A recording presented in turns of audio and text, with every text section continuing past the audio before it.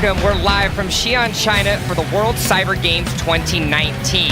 No, nice. They're on the cliff! Onto the cliff!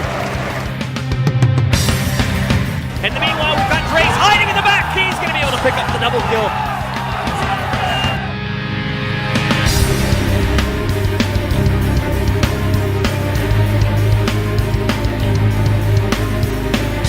Lich in trouble, he comes to Storm, no, Colin will use defensively, trying to save the no! Oh no, they're not going to be able to do it! Look at that! He's going to end the game on the core, and we see on the core, and that's going to be game!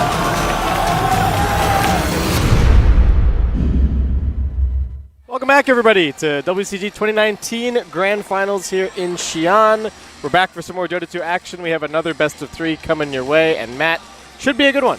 It is. It's for the third place decider. So if you remember, I'm sure we'll show it up as well, but it's only money enough for 3 people at this tournament. First and second guaranteed, which we'll be seeing tomorrow. So that'll be Newbie and Signal Ultra. But this game we've got with CDEC coming up against Hippomaniacs. 20,000 to the victor and a big goose egg to the loser, unfortunately. Yep. So yeah, we can see there what happened a bit earlier today. We were covering Signal Ultra and CDEC. Very close series, went back and forth, especially that game 3.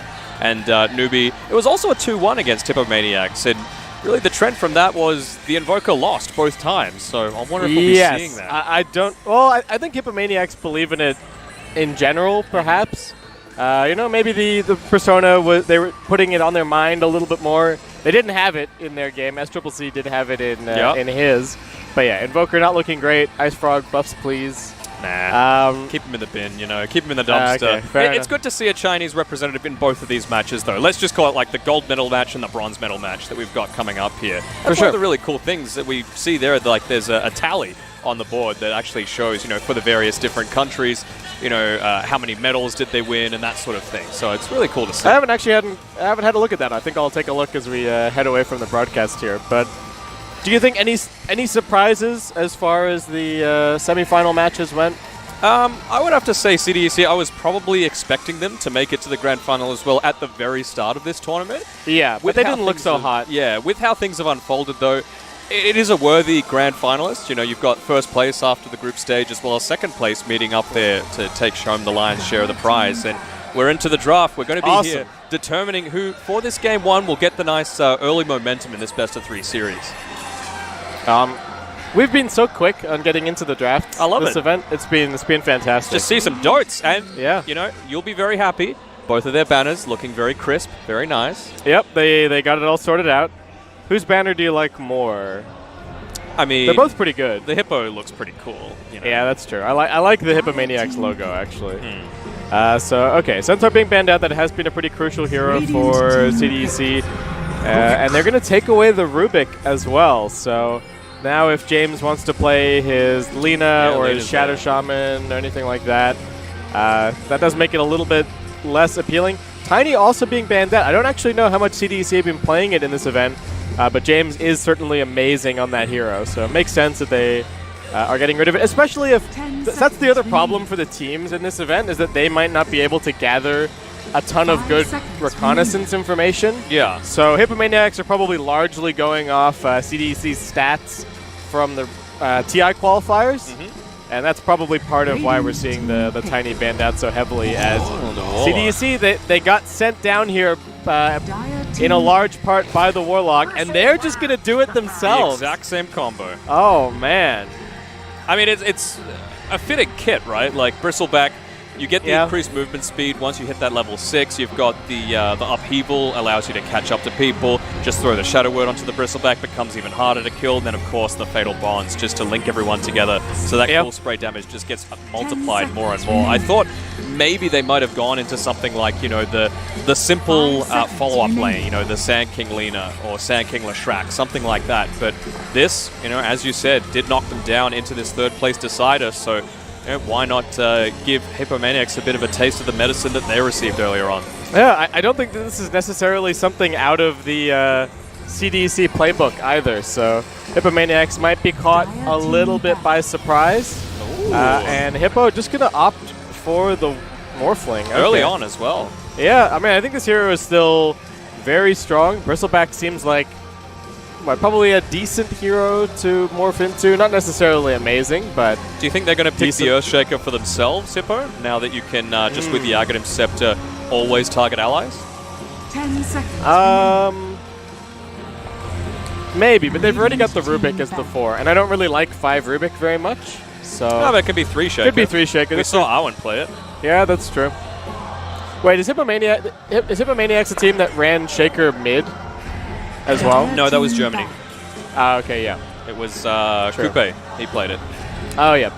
with varying levels of success. He played it Yeah, against that Nkunku. Shadowblade game was not so hot. Yeah, I Nkunku was remember constantly that one present now. in these team fights, and it just seemed like he could never get a big Echo Slam off. Okay, so they banned the Viper to protect their Bristleback a Radiant little team bit. ban. What other heroes are big Bristleback counters to your mind? I feel like Razor used to be decent. Nyx can give him a bit of a break as well. Yeah, Nyx has break. Shadow Demon, under very rare circumstances, can have break, but Slark? how often are you going to get Ags on Shadow Demon? Yeah, not it's just a Silver Edge buyer could be 10 okay, though I seconds already feel like Morphling is kind of the hard carry for them this game. So Dragon Knight, 5 he's seconds kind of a Silver Edge remaining. carrier. That's true. I like DK in general against a hero like Bristle, just super high armor. And the Undying also, I think, a worthy ban to protect your Bristleback a little bit more. Could we see a Timbersaw come out here to maybe counter this Bristleback Oh, a little yeah, bit? I could see that. That would be nice. Dire team pick. CDEC, okay, they are still going to go for the Shadow Shaman. So 5 Warlock, Shaman as the 4. Though Warlock might still be playing with the Bristleback in the off lane. Oh, I think he will. Yeah, I like the Shadow. Any kind of instant disable against the Morphling, I think, is putting you in pretty good stead. So I do like the Shadow Shaman for that. Of course, 10 Hippomaniacs, seconds Rubik going to be pretty happy. He's got some decent steals now, but yeah, you know, you got to give him something. I hate saying it over and over again. Where is the initiation? We got to see it. Yeah, Got to that's come true. at some point. Shaker, that's initiation. More likely counter initiation, but at least it lets you start a fight with a Fisher as opposed to an Echo Slam. They don't. Do you feel have- like CDEC have enough initiation at this point? Nope. Still no? Okay. Yeah. I mean, is a Shadow Shaman's going to go, assuming it's a position 4 Shadow Shaman, he's going to go an Aether Lance. He's not going to Yeah. go a Blink to be able to start these fights. He's way too squishy. He's just going to get popped by the Morphling if he does. True. Warlock, I feel like the Golem is much better as a counter initiation item. I feel like you want to be staying on the back end of these fights. If he can get an early Midas like the Signal Ultra Pos 5 did previously, Grims. yeah, it'd be fantastic. Legion Well, there's some Commander. initiation right there. Okay, so this is the one thing that in that previous series we did see Signal take for themselves. I think they definitely considered it to be a bit of a Bristleback counter. Yep. And with good reason. We saw the Axe be pretty effective, but I think the Legion probably even a little bit better.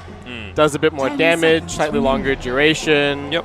Gives you more opportunities to utilize the Blade Mail. 5 So seconds I like the remaining. Legion pick. Can potentially be a Silver Edge buyer as well, though you don't really need to buy You it, don't need it. since you've got the duel. Yeah, and I think maybe could like being a shotgun Morphling style game. You know, if the Bristleback's facing you, they don't really have any of these big saves. You know, they don't have the false promise. They don't have the disruption. So you can't just stop the burst damage from going in onto this Bristleback if it gets caught out. I like the idea of a Lincoln's E-Blade this game, especially now that we see the Ursa coming out from CDEC as well.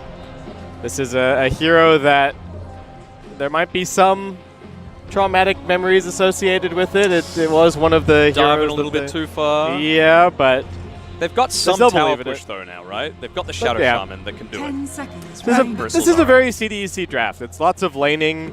It's lots of run at you 5 heroes. seconds It's remaining. interesting because this is, to me, it's a clash of CDEC as these like lane dominators really, and then Hippomaniacs. They're also like pretty run at you, but it tends to be a little bit more team fight oriented, I would say.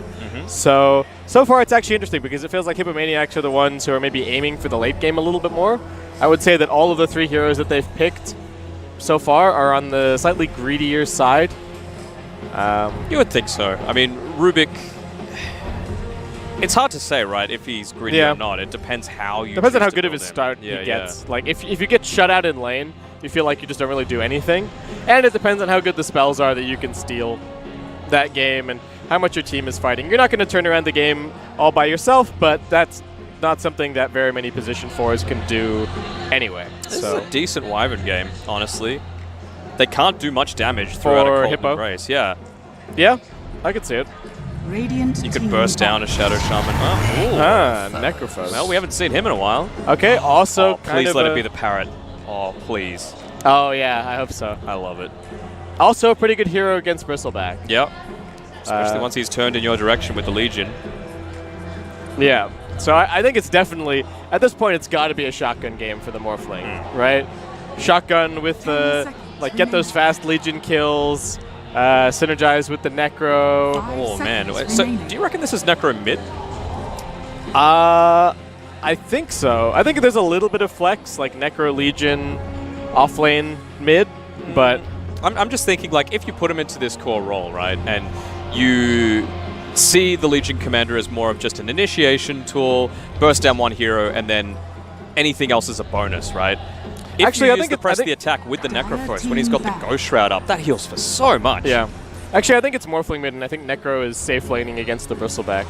Yeah, I think that's the plan. could work. Because then, like, you know, Bristle's going on you, you're getting a ton of Quill stacks, you pop the Ghost Shroud, all of a sudden the damage from the Quill Spray turns off, you pop your stick, you go pretty much all the way back to full. He's taking damage the entire time. 10 seconds Hippomaniacs seem unfazed by this Bristleback pick, I gotta say. 5 I mean, seconds well, they're remaining. picking all of the counters for it, essentially. Yeah. They don't really need anything else. I think they've got what's going to deal with the Bristleback fairly well. The Ghost Shroud as well is pretty good counter to against the Bristleback and the Ursa. Yeah, no, it's a like a pretty free Ghost very Shroud value here. And the Shadow Demon ban makes sense to me. I think Hippomaniacs could have potentially gotten away with taking the Shadow Demon in one of these spots, And then maybe Necro the last. Necrophos spot, and then taking Who the picks Necro Necro, last. right? Like, that's the Yeah, thing. exactly. Like who do you think is gonna? Who is possibly gonna pick Necrophos in this position? But that's Hippomaniacs for you. And then Storm Spirit as the ban. Certainly a good hero against the Morphling and the Necro. So, and their lockdown for it would be okay, but I can completely understand why they would want to get rid of it this game. I'm just trying to think what else they could 10 potentially pick with seconds this. remaining. For their 5, Yeah. they might just consider like a Lion or. I still think the Wyvern's a good pick. Yeah, Wyvern's good. Venge maybe. Yeah, Venge works. Venge is like Radiant just team okay. AA. Ooh. Silence is Oh, okay. that's yet another Bristleback counter. Yeah. You don't want to get too many of those Arcane Curse stacks up on you. No.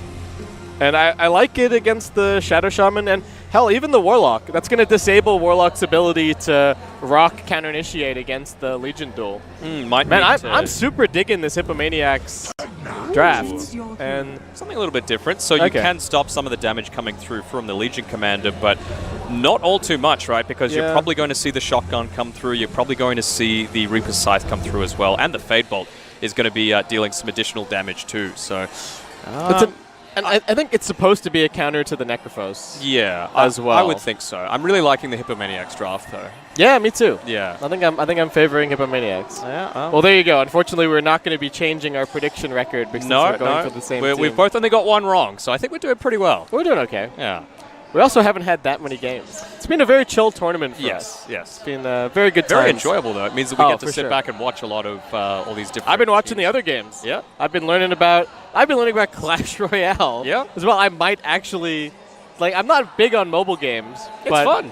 It like the way that seems like you do have to spend a little bit of money, but You it don't seems have like a to. fairly deep game actually. No, for it's just like time something gated, on mobile. basically. Yeah, so that's true. You don't have to like. I got to start now. Yeah, well, the casters were telling me about like, oh man, before I got on my flight, I should have like prepped Queued the up opening of the this chests chest. Yeah, and- because yeah, there's like a yeah, 16-hour chest, and it makes sense, right? You get all the big value items through that. Yeah. Okay, so I can't wait to get into this game, honestly. I'm super excited to see how the CDEC taking some strategies away from Signal, but then also Hippomaniacs. I think they've got some great answers. So we've already given predictions maybe for this first game. Do you feel like you had... We won't hold you to it, but overall series predictions Prepare coming for in? battle. 2-1 CDEC. Okay. I think that's fair. I'm expecting a 2-1 as well. It was CDEC winning against Hippo in the group stages, which is the reason that they were Yep, in the seed. third place spot. Yep, both So- 4-3 though were their records. So it was probably right down to the wire with that one. And seeing the Warlock, is he placing a ward just yet? might have been spotted out. Oh, he's got the rock and the new set. Cool. Ooh. Wait, do we have... Is that the monkey one? Huh? The monkey set? Is that what the... the monkey golem, yeah. Yeah. Yeah. It's like kind of the like Inca themed. Yeah. But set. no Pretty cool. parrot. No parrot necro. I'm very sad. Big disappointment. 30 But, seconds to battle. Okay, so I wonder how the Morphling's going to do mid against the Pugna. Like, Pugna does have a lot of burst, so I imagine that the Morphling has to be pretty careful, at least early on. Though the Pugna's probably also going to get harassed down by some adaptive strike spam. Yeah, especially with the change to the shift, right? It's just a little bit slower than it used to be. Man, this is a pretty scary dual lane from CDEC. Goes the viscous nasal goo as well. Oh, that'll actually do a fair amount for the Shadow Shaman. He hits like a truck at level 1. Yeah, and they don't really have a whole lot of armor on these heroes. That's weird though, right? Goo level 1. I think it's okay. You can harass him out a little bit. What is he going to do, really, right? Yeah. In the lane. You can just, like, whenever he moves up to try and get a last hit, just goo, whack him. Man, Goo costs so little mana. Yep. 12 mana, really? Yep. Oh my word. It's a bit of a buff. It used to be 20, I believe, so nice little buff for him there. Okay. I mean, it's still going to give a lot of stick charges, but... Just kill him before you give the charge. Easy. Yeah. Easy game. It's a little bit unexpected. I guess he's going to forgo Bristleback for a little while, probably. Just getting more points up in the quills. Nice cooperative denying there as well. Something that, honestly, I don't think we see enough of. You know, you got to work together with your team to make sure you're getting that big value out of these denies. They've buffed up the Glaives of Wisdom quite a bit on Silencer, right? That's been happening over multiple patches. Legion not bringing a ton of regen to this lane. Does have the salve in the backpack, but this is actually a lane that's kind of annoying for the Warlock. Can only really use the heals defensively. His stuff's going to get purged off if he uses it offensively. I'm liking the Fade Bolt there. Hippomaniacs, I'm a little bit impressed by their laning stage so far, just being able to use things just before CDEC are kind of needing them to. Oh, I thought they might try and chase in, but not too confident about nice side running into a pull creep from Senny. Actually gets 2 creeps out of there. Can they actually... They are pushing the lane pretty heavily, though. There's all these dire range creeps still stacked up. That's the one nice thing about going the Cool Spray, or going the Goo at low levels for the Bristle, is he's not pushing the wave. So it is pushing in towards him, and he can farm under his tower a little bit more, but also taking big damage and now forced to pop the salve. Yeah, actually going the stick himself as well, so you would think... Yeah, makes sense. Going up against a Bristleback, but of course the Death Pulse doing quite a fair amount. Oh, looking to chase through. This Shadow Shaman's quite low. They could be in big trouble here. Yeah, he's taken down to the Arcane Curse. One more auto attack. He's got the stick charges, keeping himself alive. Looks like the Curse will not quite be enough damage. It's only level 1. And those Boots of Speed really coming in handy for the Shadow Shaman here. Pugna being very annoying at the mid lane. I mean, that's just Pugna things, you know? Yeah. Spam decrep on the other guy. Level 4 now as well, so... Oh, and a little bit of trouble here. I think he needs, like, maybe one more hit. Yeah. Oh, taking a bit of damage here is the Silencer. Actually, why not just, Deny yourself. Oh, he's getting an XP range. Maybe. I'm not sure if he quite snared that one, but he was moving towards it. Okay, nice for the Silencer coming back with full HP and mana. The Shaman is grabbing a couple of levels in the meantime. Pugna takes some auto attacks in mid, so the Morphling is harassing out. But look at the last hits. Yeah, it's a bit of a stomping in mid lane. 21 and 9, wow. This is a very confident Rubik as well. Yeah, lift up. Rubik taking some damage. Doesn't have the Fade Bolt for a little bit, but looks like Ursa does not have the move speed. And do they have the nukes coming back off cooldown? Overwhelming odds up in a couple of seconds. He's waiting for the creep wave. wave. He's waiting for the creep wave to come in. Is it going to be quite enough damage? Not quite. And Warlock ready with the heals to top his Ursa back off. Yeah. Rubik as well. Pop the Mango just to try and maybe finish him off, but he's going to be able to create enough space there. Well, turns out that this is a really good matchup for Pugna. I didn't think it would be quite this good, but who knew, right? We don't see Pugna very often, so. So I think the one ingredient that CDEC might be missing here, and Bristleback is in some danger. He pops his stick charges already, but Silencer just looking to run him down, and that is first blood for Curry. I think the ingredient that CDEC are missing is they don't have the Warlock with him, for one, and two, they don't seem to be stacking for him really either. So I don't think we're going to be seeing anywhere close to that #1 net worth Nando Bristle that we saw in the earlier series. And he's actually forced to walk all the way back out to lane, TP being on cooldown. So that creep wave was pulled through. It's going to mostly go to the Shadow Shaman, who isn't really who you want to give it to at this point. Honestly, it seems like the Shaman's going to end up as the position 3. Like, Bristleback's just getting nothing. Radiant's top tower is A under little bit attack. low here on the Morphling. Yeah, there's a lot of spam coming in with this Arcane Rune. Supreme needing to be careful down bottom. Ursa getting gone under. They have that last little bit of damage to finish him off. 50 HP, the auto attacks. Legion just going for the dive. Does have the salve if they finish this kill successfully. Ursa tangoing his way through the trees. Do they have another Fade Bolt? They do not. He's got stick charges, but all it takes is the overwhelming odds to finish that kill. Bounty Rune's also spawning up. They will be able to push Seni away from the Radiant one, but looks like it is going to be 2 on the bottom side for the Hippomaniacs as they get 3 overall. And a full level ahead on the Pugna here, just from all of those denies. 13 denies versus 1. It's always going to be more favorable for Kind you. of manning up. Both heroes popping the stick. Silencer hoping for the high ground advantage. Still has a Fairy Fire. Okay. Shadow Shaman mindful not to pop that Hex before he could run away. He still had a couple of seconds left on the Arcane Curse. Oh man, Morphling is playing with fire on this mid lane. Every single time I look at him. Here comes the pressure as well onto this tower. You've got a siege creep here. Might actually just go down to the tower. I wonder if they'll glyph to try and save it. Radiant's Oh, top yep, there it He's is. got the, he can decrep it as well. Yeah. Maybe he's just looking for the double save. Could be worth it. How do you feel about this Ursa pick this game? It's mostly to just counter the Legion commander in lane, right? Is Yeah, that, I mean, when did they pick it? Was it 4th on their team? yeah. Yeah, so the Legion was already revealed at that point. Instant counter for it. I think you would hope that you would have had a bit of a better, like, last hit advantage over the Legion commander. Yeah. Yeah, I'm not sure if it's actually going all that well. The Rubik is certainly annoying for the Ursa. Like, lots of fast attacks, but Rubik has taken a big chunk out of your damage. We've got a double damage Shadow Shaman here, so they'll have to be a little bit careful if they're going to get caught out, and he's dead. Legion need to be careful. They lift back onto the Shaman. Needs one more hit. Do they have enough damage? He purges off the Fatal Bond, so won't be able to kill him that way. They were trying to hit that melee creep to bring him down. Meanwhile, Bristleback in some trouble. They do have the Reaper's Scythe, and he doesn't have nearly enough points in the Bristleback to survive that. Down he goes. Veil already picked up for this Necrophos. He is looking absolutely huge. 3.7k net worth. Far and away the top. Looks like they are going to end up losing the Rubik in the trees here, perhaps. No.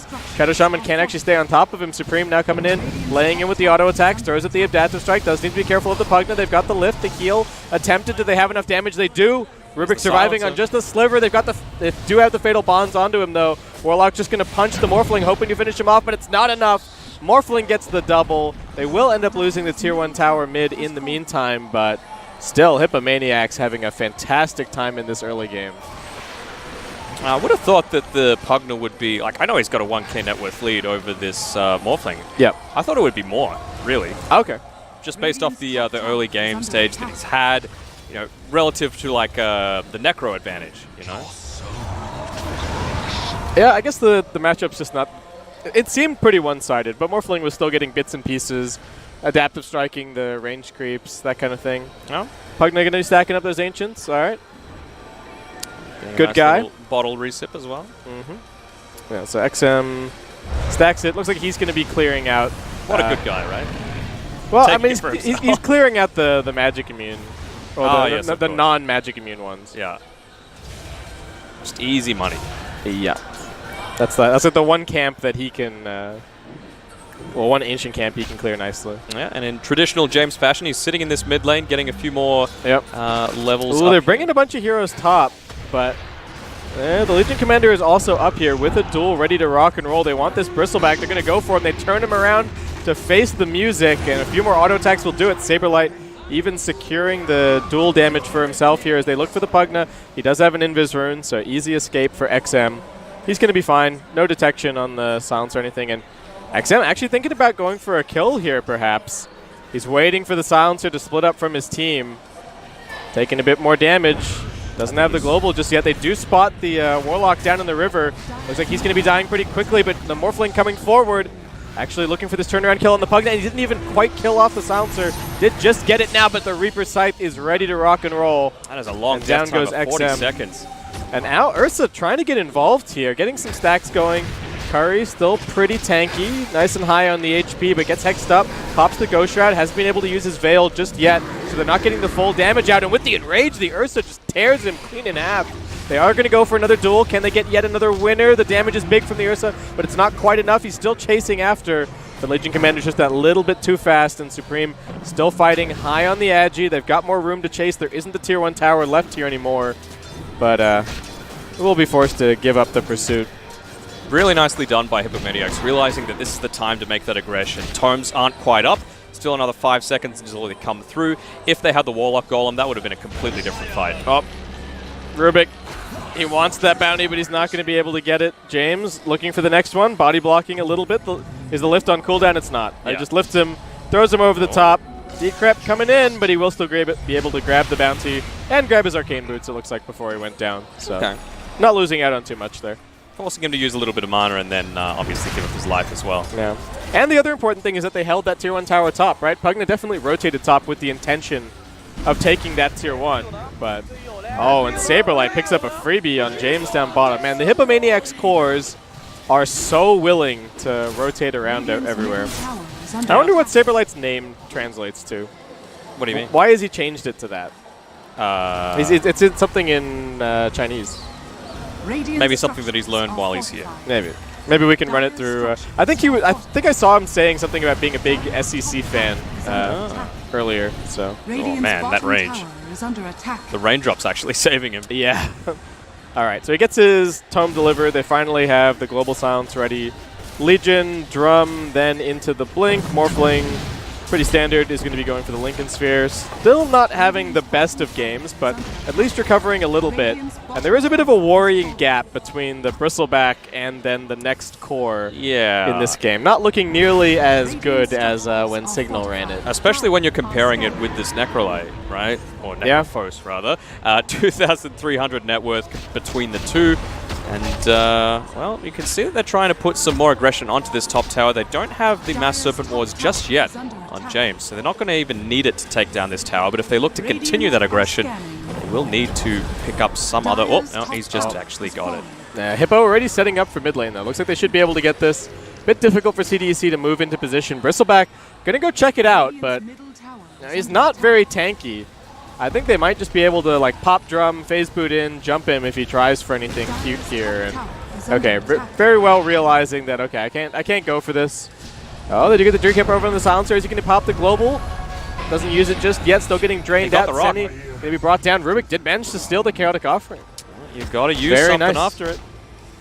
Well, normally I think he would just rock and then bonds afterwards. Now the Reaper Scythe coming in. Ursa just in completely the wrong place at the wrong time.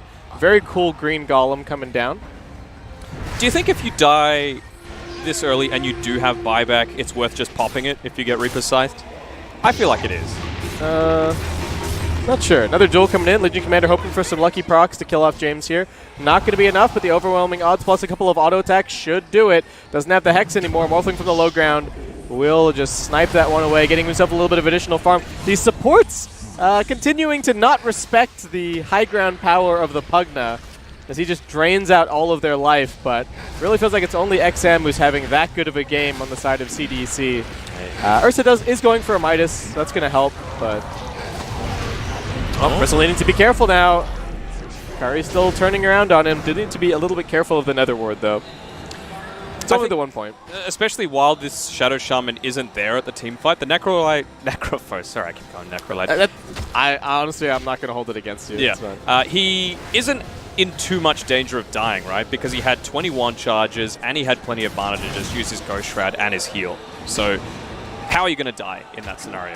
At this page of the game, with the net worth lead that, well, he had previously. Unless the Pugna is the one going on you, I think you're fine as Necro this game. Even then, I don't think Pugna can solo kill. No, probably not with the farm that the Necro has already. We got Mass Serpent Wards coming up in 10, so will they try and make any sort of play happen? Oh, another Blast Stolen. Nice. Oh, yeah, true, because he did die before, so no rock coming up again. I think you can just get 2 uses out of it through the level 1 spell steal. It's like right on the edge.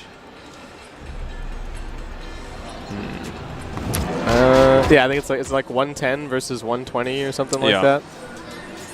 Dire's bottom tower is under attack. You've got the Rubik here. The Nether Blast is going to give them that additional tower push. Pretty handy. And it's buffed as well by the Supremacy, which is... I don't think he has any points in it at the moment. You gotta get 1, right? It's a real value point for sure. But I think he just wanted the additional, little bit of additional lockdown, perhaps. Okay.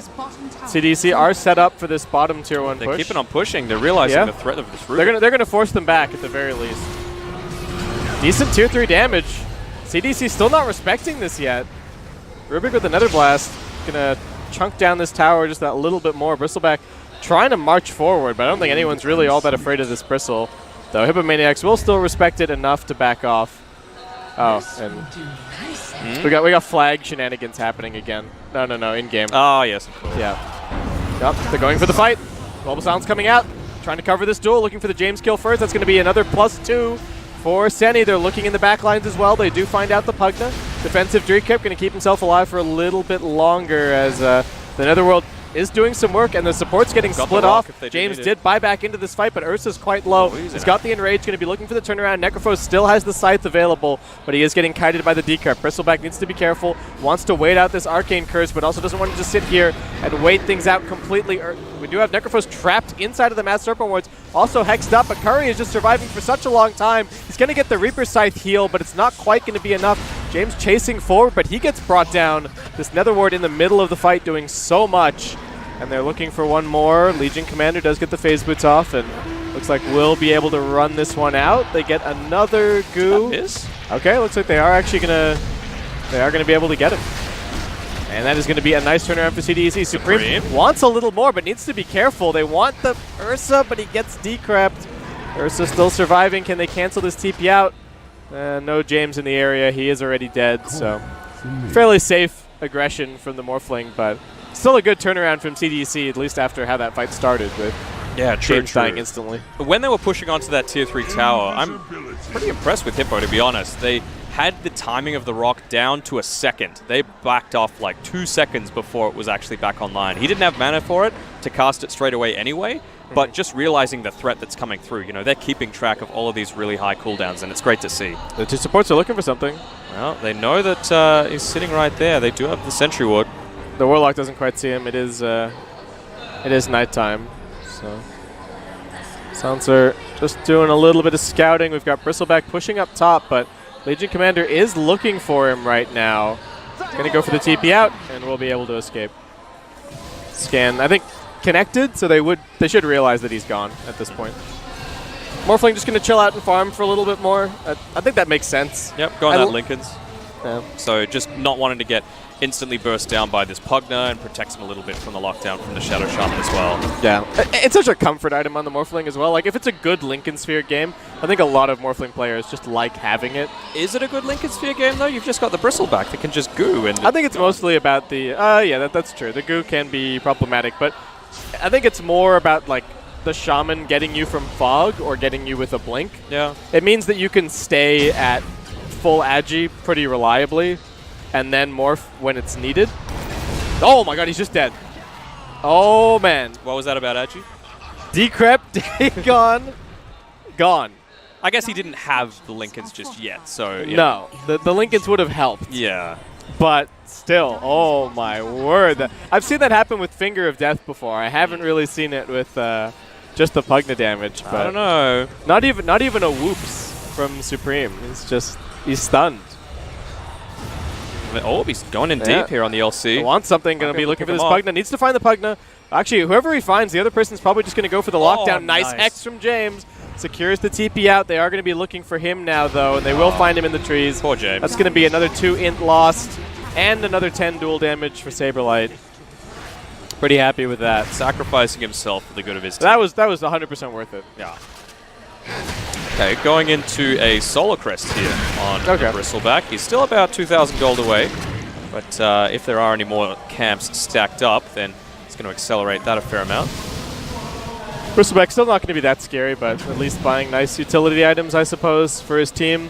Protects him a little bit as well against the LC if he does jump on someone. I guess that's true. A lot of the damage, though, is magical that's coming through from the Morphling and the Necro as well. So it doesn't really do all that much. Maybe it's more of an offensive thing. Allow the Ursa to get that additional movement speed, get those couple of early stacks of the Fury swipes up. Gives them an ultra easy Roshan as well between Goo, Solar, and Ursa's damage. Yeah. That Roshan's going to die in like 2 seconds flat. Hippo definitely needs to be aware of that this game. Curry's, I think, foxing a little bit here. He's just saying, oh no, I'm in a pretty horrible position. What'll I do? I hope they don't jump me. And then the entire team just comes and gangs up on him from behind. But no, he's pretty happy to just rotate through here. They're actually not putting any pressure onto this mid-tier 2 tower either. Just looking to back off. And if you're CDEC, you're very happy with this because they're playing reactionary Dota. Yeah, but they're still getting 2 bounties for themselves here. I think they read that smoke very, very nicely. Realized that it was pretty likely that they were going to be smoking for the bounties, smoking to try and clear out the top wave, hoping to kill the Bristleback off again. They didn't even have any vision, right, of where they smoked? I don't think so. Yeah. But it was suspicious seeing the, like you said, it's suspicious seeing the Necrophos just charging down the mid lane like that. But, okay, forward. my big thing is, are all of these delays worth it for CDEC, though? Surely they have the inferior late game lineup here. With the Necro, though, you scale pretty well with Necro. No, I mean CDEC have the lockdown. Necrophos, they're trying to save him. Does get the Ghost Shroud out, still alive, but this Netherward is doing work. He's going to Eul's himself up, buys a little bit more time. Should be able to get off another pulse, but the Legion Commander not actually going to live, gets brought down. That is going to be a big problem in this fight. And Morphling now also getting locked down. This Upheaval doing so much work as the Shackle also coming through. Hippomaniacs just not respecting CDEC's team fight. And now they're going to get chased even further down. Rubik also in some trouble.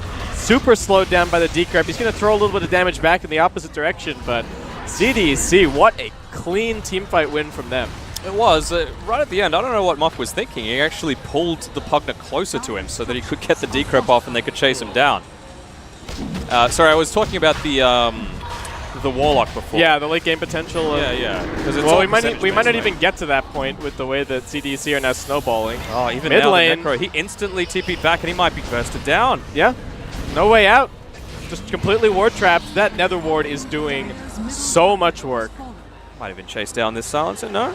Happy to back off a little bit. All they really wanted was the Aegis, and as you said, it just gets taken in an instant. Wow, this lineup. All of a sudden, it's an 8k net worth lead in favor of CDEC. Are there any items that are coming up for Hippo that are really going to help with this situation?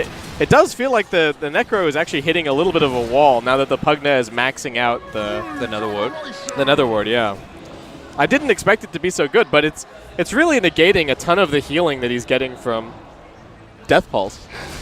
This is true. You know, you can't just spam it out with reckless abandon if you're coming up against another one. They don't really have anything that deals with it all too well, right? If you're the Morphling, you really want to be shotgunning someone down. You don't want to be walking into these team fights, on that full agi that you need to do that burst damage. Legion's probably going to be dueling someone, so what? A Silencer and a Rubik have to deal with it? Yeah, and I mean, look at this. Ursa all of a sudden #1 on net worth, still has another Midas activation, He's and gone for a Nullifier. He's going straight for Nullifier, yeah. Okay, well the Blade Mail could be useful if they pick off someone. I feel like the Ursa's been pretty close to dying a lot of the time. Yeah. Yeah, they need that damage just so that they can start landing the sides on people. Oh, they're looking for the initiation. They do get the Hex out from the trees, looking for a little bit more. Necrophos, can they keep him alive here? Global Silence forced out. They need to try and find something on the turnaround here. It is going to be James. He gets Scythe down, and they immediately head towards the Nether Ward, bringing that down as well. But CDEC, they've only got 8 seconds to go on the Chaotic Offering, and once James is back up, there will not be the Reaper Scythe available. Or no Global as well. Yeah. So, the Ursa even going to feel confident just to start working on this Tier 2 tower. Still hanging on to this 7k net worth lead. And back up to 8k. Oh, now they have even more potential for this CC. Now if the Ursa gets dueled as well, you're going to be stunning up this LC somewhat. Reduces some of the damage that's coming through from it. We haven't checked them in a little bit, but Bristleback is now top 4 on the net worth. He's actually caught up pretty nicely. Going to be going for a BKB next. From where was he, like 6th? Yeah, he was like 6th. Above the supports, but that was about it. This Legion Commander does feel like, I suppose that the other cores are not as strong. I know CDC have started sort of itemizing against them a little bit better. They're trying to just wait in these trees, just saying, look, there's some tasty range creeps. Yeah. Come and get them. But CDC they're not falling for it. They don't see anybody who's actively threatening the building, right? So what's the big rush. Yeah. They're just throwing James at it again. He's probably going to die, but not too big a deal. He's going to probably nuke from Fog, right? Or just sit here. Okay. He's actually kind of setting up. Oh, they're no, TPing out. TPing out. That timing. But now they know the Shadow Shaman's not there. So if they try and instantly go on someone, let's say this Ursa, for example. Oh, they're looking for him, but he got the Enrage off. Fast fingers. He just wants the damage. Can he get it? Not quite there in time, but one more auto attack. And Eve brings down Saberlight easily. They needed a little bit more there, or just to get the duel a bit faster. Ursa actually just going to pop the BKB and start running at him. Senny, what can they do to save him? Doesn't seem like there's anything, and he's still got this Aegis. His team is coming to join him right now. Eve going to be looking for a little bit more. They've got the Pugna in there on the front lines. Glimmer Cape slowing down the Rubik, looking for this kill. Nice and easy. Tried to cast one last spell, but just ends up dying to the Nether Ward. I think he tried decrepping himself for some reason. Like, what's that going to do against a Pugna? Yeah. Well, it's definitely gone a lot more in CDEC's favor ever since. It felt like ever since that duel that actually went the way of the Ursa instead of the Legion. Yeah, well, Hippo just didn't have everybody there. CDC, I would say at that moment, playing a little bit better with their positioning, and yeah, now they're the ones who are going to start chipping away at this high ground. Normally, Ursa not the best pushing hero, but he's not the real pusher this game. No. They've got the Mass Serpent Wards, they've got the Siege Creep Nether and Ward the Pugna. spam. Yeah, this is going to be a pretty easy tier 3, it looks like. And once they get that, can backing off. look to take out the shrines. One more blast, and that's going to do it. All right, they really need this E-Blade to come online on the Morphling. He's still not looking all that great on net worth. And after what was looking so promising as well, as they were nearly getting, what, that tier 3 tower in the top lane on Hippomaniacs side, so... Well, the Necrophos seemed like a good idea, but... I mean, it was. The early game went well. Yeah, that's true. I think maybe just a couple of missed duels, maybe prioritizing the wrong target, but also, has to be said, some really nice positioning as well from CDEC, especially the supports. James hasn't had the flashy style that we've become accustomed to seeing, but he hasn't needed to. You know, this Warlock has gotten off some great upheavals in the right places, and the Netherblast in combination with the Fatal Bonds has been ripping through a lot of the health. It seems really impossible to bring down these supports on the CDEC side. They've just been hiding in fog. Hippomaniacs unable to jump them. Do you feel like Hippomaniacs, that they didn't heed your warning? They didn't pick up enough initiation tools this game? Is that part of it? I mean, the LC is the initiator, but she doesn't have a blink. So, or she just maybe recently got it, but she hasn't had it for a decent amount of time. And if you're not able to follow up on it as well, like I don't think the Morphling's been playing around it quite enough. All right, TPing out. Yeah, the Morphling is not doing that hot. He is...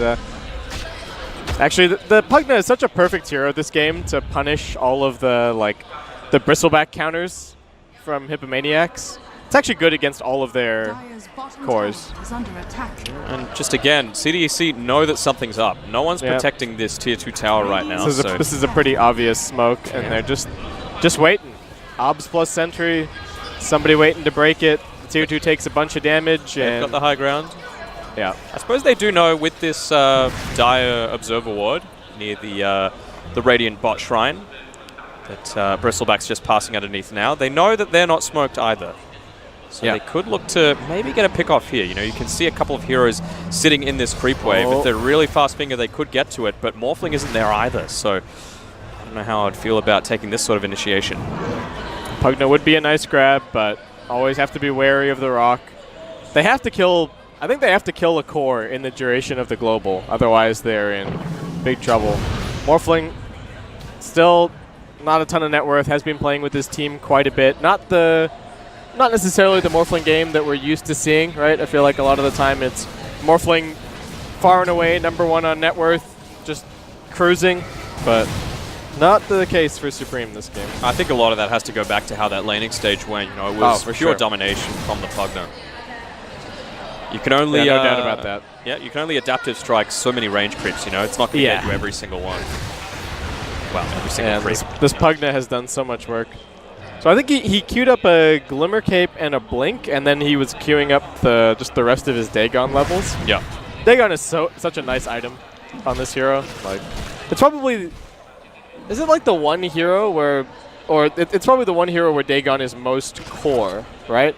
Like Tinker kind of used to be, but not as much anymore. Necro can go it. If Puck you still really buys it start occasionally, but I think we see it most frequently on Pugna, actually. Yeah. I mean, we saw it in TI finals last time. Yeah. That instant burst, 100-0 on certain more squishy cores is still possible. Yeah, you can certainly see why. It's really annoying because it puts a ton of pressure on your BKB as well. You're like, I got decrept, now I have to BKB every single time. Oh. But like, where's the follow-up? Like, who is this Legion hoping to find? I guess just one of the squishy supports, but yeah, it's very difficult. And Ursa, okay, didn't go for the Nullifier right away. He's got his Blink Basher now, and now going back for that Nullifier. Necrophos just wanting to pick up some Guardian Greaves. So what's that useful against? The Goo, Bonds. Bonds. I think Bonds is easily the most. Decrypt. Yeah. That's actually a very good point. Does it get rid of the Fury swipe stacks? No. Yeah, I thought not. It's one of those few undispellable things, and yeah, there's actually not too many undispellable debuffs these days. Well, they've even got an additional form of initiation here with the Blink Dagger on the Shadow Shaman. They're going to probably look to get onto this backline and try and lock down the Shadow Shaman before he can get that global off. No. Hippo just holding their high ground. But 14k net worth lead now in favor of CDC and still climbing.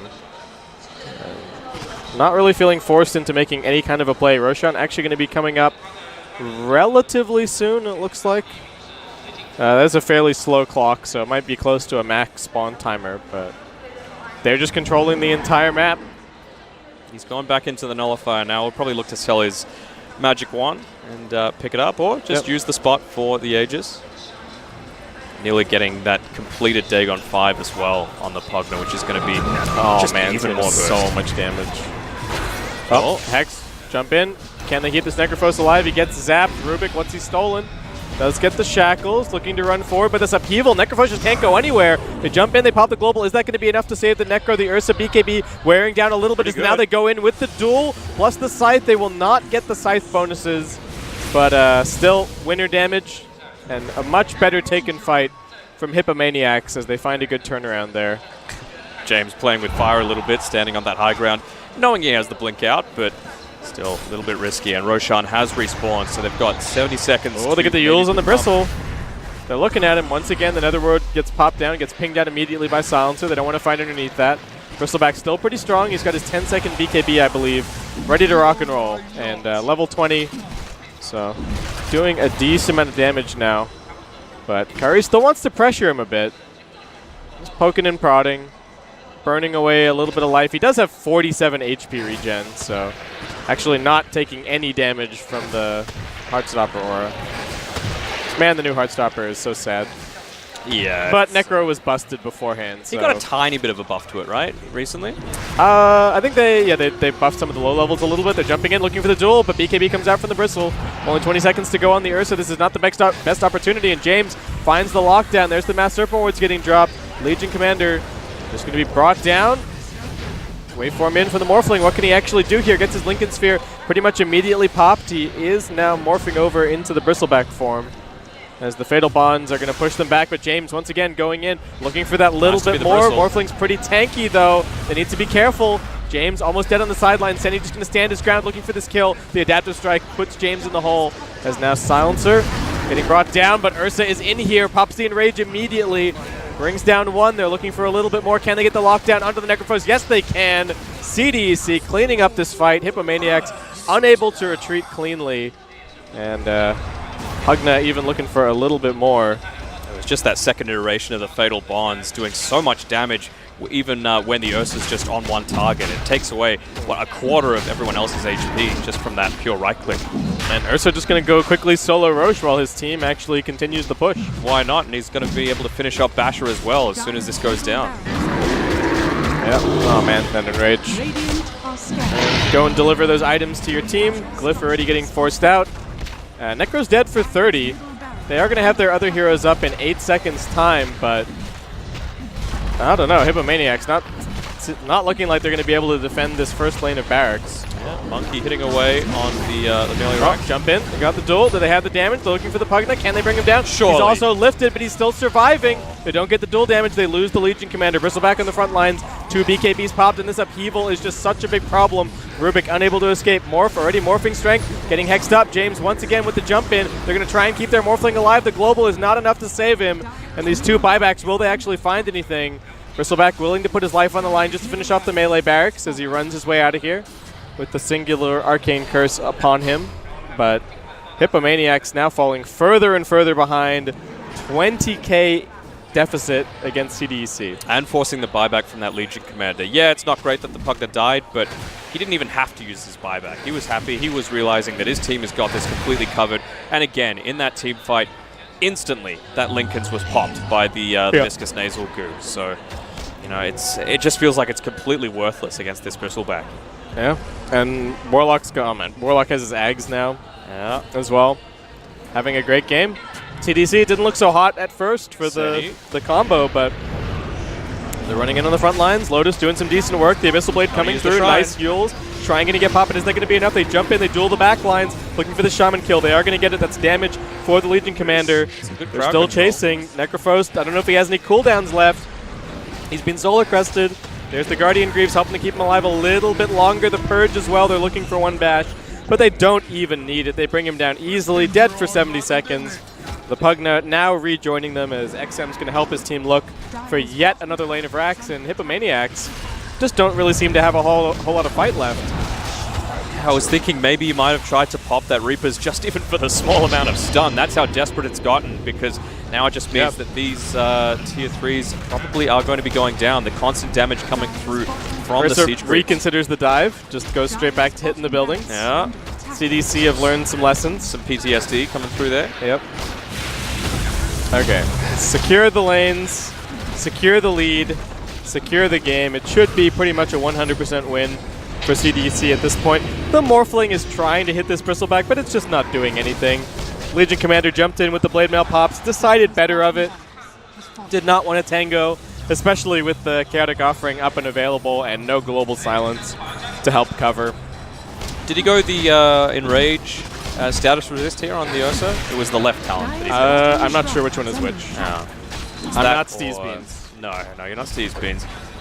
Not the, I don't know. Yeah, status resist is nice. The Earthstruck AoE just looks so cool. Like, it's like a... The animation looks so broken. Yeah. I guess we'll be able to tell shortly. I mean, they've got a lot of slows right now on the team so far, with the Bristle, with the Hippomaniacs. Smoking up, but they're smoking straight into some vision. They're going to break the smoke in a second. Up onto the high ground. CDC looking for their initiation. Warlock in a good position. Can they lock him down? Don't know if they're going to be able to. They get the lift up onto the Bristleback. Rubik being saved for a second. Rock getting dropped. Ursa damage into the Legion Commander. The Global Silence helping out a little bit. They are going to lose the Ursa, but the Legion Commander also dies, and that's only the Aegis for your Ursa. Silencer getting locked down in the back lines. He gets auto-attacked to death. They pop the Lincolns, and then they pop the Morphling. Now you see him, now you don't, and Hippomaniacs going to be forced to call the GG. This Pugna pick doing so much work for CDEC. Insane gameplay from CDEC there, being able to turn that back around for them. And you just knew, even in that last team fight, things weren't going to go Hippomaniacs' way. The Morphling forced to use his E-Blade onto a Rubik, who then just died 3 seconds afterwards anyway. So how are you going to win any sort of fight if you're saving your position for... Yeah. Yeah, that was really hard. But that's game 1 going the way of CDEC. Pretty dominant fashion. Good play. Yeah. Turns out that the Bristleback can actually still recover after such a garbage start as well. Part of that, I think, is that the Necro got really heavily counterpicked. I had forgotten, I'd remembered Pugna can kill Necro because he can just keep draining and decrep him and doesn't care about the Ghost Shroud. I had forgotten about how good the Nether Ward was. Yeah. Yeah. It's absolutely insane just being able to lock him down so much. And, I mean, that's prediction number 2 that we've gotten wrong. I'm not liking it too much. It's, we had too much faith wrong. in Hippomaniacs. Yeah, that is true. Okay. We liked the draft. I liked the draft. I think it had the right idea, but I did not realize how badly Pugna would just keep Morphling out of the game. Yeah. Like, he won the lane really hard. Morphling was like middle net worth the whole game. He went and fought with his team. He died the once randomly at bottom. Yeah. And he just never really got there. He was supposed to be the big damage dealer. Like, they were supposed to blink in duel, Morphling does damage, Scythe comes in. But without that middle piece, the whole thing falls apart. Because maybe the Blink Dagger was a little late. I think that might have been the thing. Because the Legion Commander as well, not having the best time, Well, he had items. It just didn't really fit together what the rest of his team should be doing, right? Like, the Morphling didn't have the E-Blade, so you didn't have the full shotgun. But you at least can use the Adaptive Strike, and you can at least use the Reaper Scythe to combo together to burst down something like the Pugna. You know, because what other saves do they have beyond that? A part of that can be put to the Pugna being in the good position, so he's not getting jumped on. But you know, the Warlock isn't really going to save anyone instantly like that. No, that's true. And they were supposed to have the global as well. That was the thing. Like, once they fell behind a little bit, they couldn't put their team fight together in exactly the way that they wanted, right? It was supposed to be blink duel, global, get that kill, move on. Yeah. Instead, it was like blink duel, global, Legion is maybe dead, maybe not. Like, maybe Ursa got Enrage off. Yeah. Or somebody's getting solar crested, or there's a Decrepify. There's all these different things that could mess up their combos. And it felt like CDEC as well were kind of just feeling like they were baiting out the use of the global silence, and the Warlock was like, well, I wasn't really going to drop Rock anyway, so let's just reset and go in another 20 seconds. Yeah, like there was 1 or 2 times where James died, right? And they like globaled, and they're like, CDC were like, okay. That's our pause 4. Sure, yeah. He'll be up soon. Enjoy. Yeah. But Rock always just so impactful in these team fights, going through BKBs, which I don't think they even had one picked up on Hippomaniac's side. Maybe one, but... Do you think that is the Warlock Bristle, is that a combo? Is that a 2-piece thing? If Warlock not a laning combo. If Warlock gets banned, will they not pick Bristle? Like, is Bristleback that good? Like, I think Bristleback is good in that he can come back, he can flash farm if he's been behind. You just need the help from your supports as well, right? They need to be able to be stacking while you're, getting an occasional free lane for yourself. So, and then as it gets later on, they didn't really. The Nyx Assassin, could that come through? The Viper was banned. They didn't have anyone like a Dragon Knight that could easily break it as well. So you have to think about that sort of stuff too. Yeah, 100%. I'm curious to see how the draft goes, the next one, because I think it's going to look completely different to this draft. Like, CDC have other stuff up their sleeves. Like, maybe we'll see the Ursa again. Yep. But even if, like, the Bristleback doesn't make it through, then I doubt we're going to see any of those. Maybe the Morphling, but, like, the Legion and the Necrophos felt like such targeted answers to what CDEC had, and then they had the trump card. It was like back and forth. We've got Pugna. Good luck. I don't mind the Legion. Necrophos is in a weird place. Get out. That hero's bad. Yeah. He's got cool new hats. Yeah. Didn't have the hats. Didn't even have it. That's that the was other the problem. issue. Truly. That was it. We should have waited until we saw the Hippomaniacs, hats. 2 disappointments. Yeah. They were the first ones to pick the Invoker. No Persona. They picked the Necrophos. No Bird Necrophos. Do they not have the compendium? Somebody hook these guys up in with the some Czech hats. Republic? Do they not have? Somebody needs to hook these guys up with some hats. I mean, not me. I want my hats. No? Yeah, they're mine. Fair enough. I haven't even used my own Invoker persona. Well, I don't play Invoker anyway, but... Are you still you think you're going to be one of those guys? No? You're going to go back? MMR. You're just going to go home, you're going to play some old, reliable Winter Wyvern. I can't wait. Wait. Why didn't they pick it? It would have been such a It would have been a pretty good... Because you could just lock down the Pugna, and then you can combo straight after that. It just works really well. No. Yeah, it could have been good. And maybe they're just... I was about to say they're not on my level, but no. they're here playing for $20,000, you know? That's pretty insane. Yeah, well, And- what's your all-time winnings on Wikipedia? Mine's like $34. Yeah, I did see that actually. Mine must have been a tournament Or that wasn't 38, I'm listed. not sure. You know? But we did see Hippomaniacs take the only game, not the series, but the only game that Newbies dropped this entire tournament. They went 2-1 in their semi-final against Newbie, so they can bring it back against CDEC. Yeah, I think they just need to have the right kind of lineup. They need to have that team fight set up. They need to be able to just kind of run at you constantly, keep getting kills. They were kind of waiting for the Morphling that game, and I think that's part of the problem, that they're a team that you see it every single time they smoke. They love smoking as 5. Like, sometimes it makes it a little bit obvious, but that's their play, and I think they just need to make sure that they have a lineup that synergizes with that play. Maybe, I don't think the Morphling's the style of carry to go for that, right? You kind of need to leave the Morphling on his own, realize that he's going to farm. If he then wants to join his team in these team fights, maybe go something like a Boots of Travel earlier on than you might want to. But at least it creates pressure around these other areas of the map so that you're not completely focused. It's not super obvious, as you were saying, because we saw, I think, 2 times that CDEC could read exactly what Hippomaniacs were trying to do, even without any sort of observer ward vision. I think I want to keep an eye on the ward game as well for game number 2. Just like, that can also often be something that we don't always necessarily look at as casters. It can be hard to pay attention to because we've got all the vision on the map. Yeah. But thinking about, okay, is one team getting dewarded heavily? Are there smoke moves being stymied because of that? That's a really important part of the game. And we're both support players, so hopefully we can, you know. I'll be like, oh, I'll use that. That was a cool ward. I'll use that location in my next game. Yeah. But we'll have to see. So, are we still thinking it's 2-1 for the whole series? Or based off that, do you think that CDEC can take it in a 2-0? It's a tough call. Yeah. I think it might still be a 2-1. Yeah. I think Hippo can still bring it back. I do too. They looked very strong in the early stages.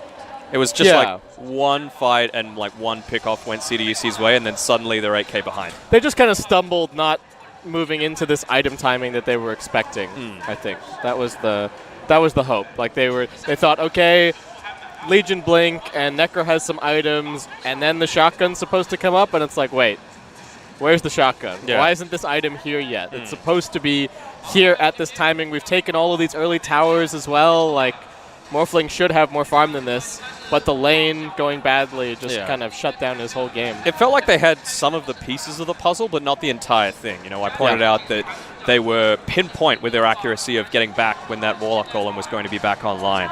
They had really good teamwork within the team fights, but they just didn't have the item synergy with each other. They didn't have the cohesion to make sure everything came online at the same time versus, you know, we've seen it with CDEC in this game as well as Newbie. These Chinese teams really focus on different aspects of the game, and it's worked for them so far. XM, the MVP, you think, for Oh, yeah, CDEC? absolutely. Yeah, he was beyond godlike. He played at the end, fantastically. right? Yeah. So it's hard to give it to anyone but him after that great laning stage, as well as transitioning it into a few solo pickups. When that Morphling exploded. Oof. It's hard to give an MVP to like a Warlock as well. That hero is just like, press your buttons. I don't know. Game 3 of the first semifinal that we cast, Warlock was Warlock probably I think he was up there. That's true. Yeah. I mean, you're putting a damper on the POS 5 support, man. Like, it takes skill to know when to use that because it's... No, it is. Like, it's such a long cooldown. It is. Right? It is. Like, I agree. And I think Warlock is now at a point where they've nerfed bonds enough that we're probably like in okay territory for Warlock. He can be vulnerable to, if you have the right combination of like vision plus jump, just kill the Warlock first, that hero can look useless. So there is some positioning there for sure. And players of this caliber, they do know, right, let's try and bait out the Warlock Golem. And then reset. Yeah, like, or just kill it and if reset. If 2 of us die, whatever, reset, let's go. You know? Yeah, that's true. Especially in the early stages of the game. It's a super long cooldown. Yeah. So, and really impactful as well for what it is, right? Like that, just the pure AoE of the stun is insane, right? Yeah. That's why I like Wyvern. It's only 80-second cooldown. So That's it's like, you can screw it up and then... You can use it more freely. Yeah. It's kind of on the same level as like, I guess Disruptor, kind of. Disruptor's a little bit shorter Ancient even, Apparition is pretty short. Yeah. Who else are we thinking? Lena? It's not a support, but Mars. Arena of Blood, you can actually just kind of throw out. Yeah. That's like, okay. You know. Do you think we'll ever see, like... I think we've seen POS 4 Mars. POS 5? I think POS 4 Mars was okay when like spear plus ulti was strong enough that you didn't really need his other two abilities. Because that's the thing about position for Mars, is you don't really use his other two skills at all. But now with the numbers being tweaked and stuff like that, I'm not sure the position for Mars is still viable. I'm actually concerned that if Mars gets like, I don't know if he has a clear identity in the game at the moment. Like lots of other heroes, I can point to them and say, this hero is a counterpick to this hero, like that's their place, or this is their job in the meta. Yeah. Mars doesn't really have that to me. Like, yeah. I mean, I feel like he's good against certain heroes that might be out of the meta. Like the PA, he's pretty good against, right? Because he can just shove him against a tree, you just face him, he doesn't do too much damage, and then you use the rebuke, and he can't really do too much. Yeah, I can see that. Even the Stifling Dagger, like if you're facing him, that gets blocked out by the Bulwark as well. So pretty handy to have. True. Slark, he's alright as well against. Kind of. Okay. Yeah. Well, that'll be it for this Game 1 discussion. We will be back with Game 2 shortly, and we'll see if CDEC can take out Game 2 or if we're going to a Game 3.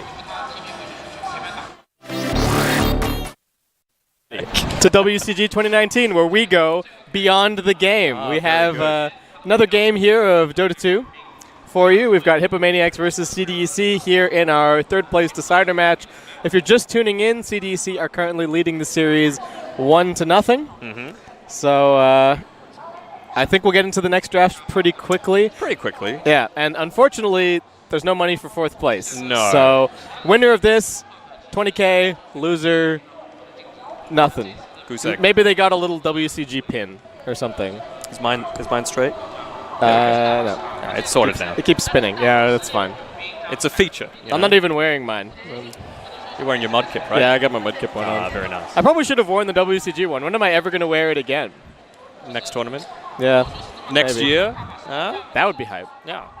Yeah. Good. But it's going to go in my like mementos box along with all of my event passes yes. as well. I've got a big box of these. Oh, yeah? Yeah. Ah, cool. Anyway, so we do have a draft coming up for you guys.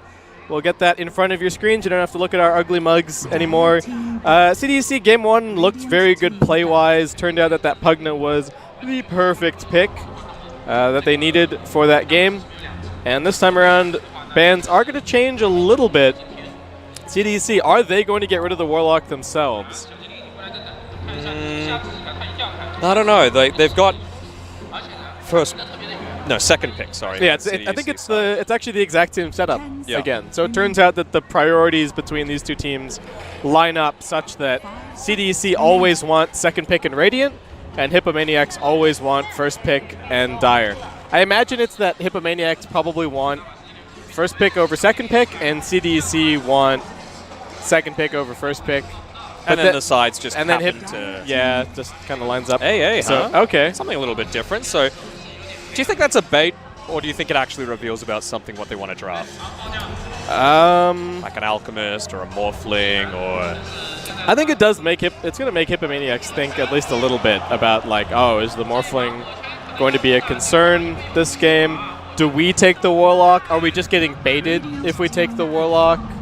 Oh, and they're going to do the signal. The signal style. And open with the Crystal Maiden. So are CDEC just going to immediately go Bristle Warlock again? Why not, right? Crystal Maiden's not great against either of those. No. You just run her down. I really don't like this Crystal Maiden pick, Matt.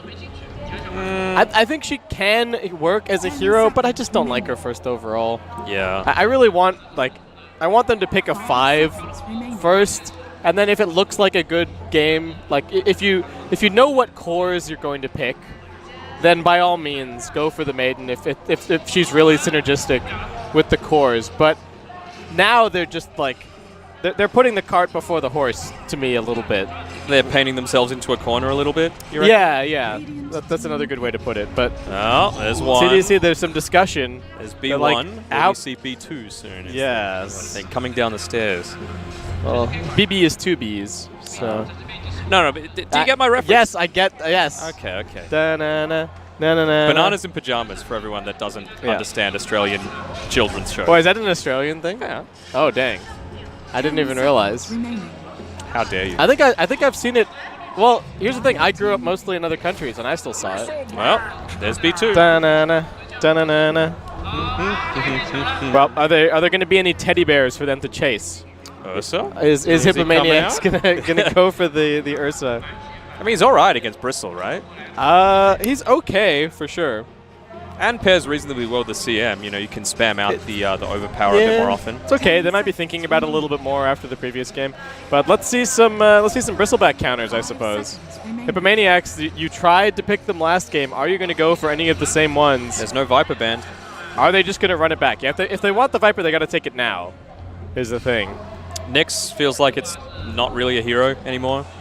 I think it's still okay, but I haven't seen it at all. That Vendetta nerf hurt real bad. Yeah. It's like, what was it, extra 20 seconds on level 1 from 60 to 80? Yeah. That is a gutting nerf. That is a long time. Yeah. It just means that every single time, like, you don't always land every single Vendetta gank in the early game. And Hippomaniacs, okay. So all right, CDEC win. They're running, okay, so Hippomaniacs are running it back. They're going to ban the Pugna for sure. What if they don't? The AA is already banned. If they don't ban the Pugna, then CDEC won. Well, there we go. Yeah, okay. Well, we still have a game. Yes. That is good news, everyone. Good news. It just means they can still just get a Spirit Vessel, right? Like, they don't have a natural carrier on CDEC just yet, but... So, other Necrophos counters. Shadow Demon, Oracle, 10 seconds. I mean, just pure magic dealers. Zeus. Yeah. Assuming you can't catch him, and right now they don't have anything. I really like the idea of the Shadow Demon of the Oracle, to be honest. Yep. Like, save against the Scythe and a way to dispel the Ghost Shroud. Ghost Shroud, yeah. What more could you want from either of those heroes? Free Rapier?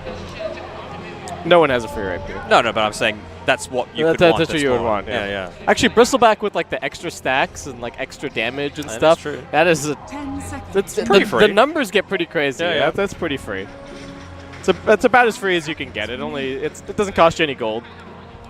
Axe being banned out. So CDC more worried about the Axe against the Bristle than they are the Legion Commander. That's pretty telling, I think. And I don't know how I feel about that. I think the Legion's much stronger than I think I like the Legion a little bit better. If anything, I would have liked CDEC to maybe consider the Axe and run this Bristle in the safe lane. Just because you can lock down the Necro reasonably well. Yeah, that's true.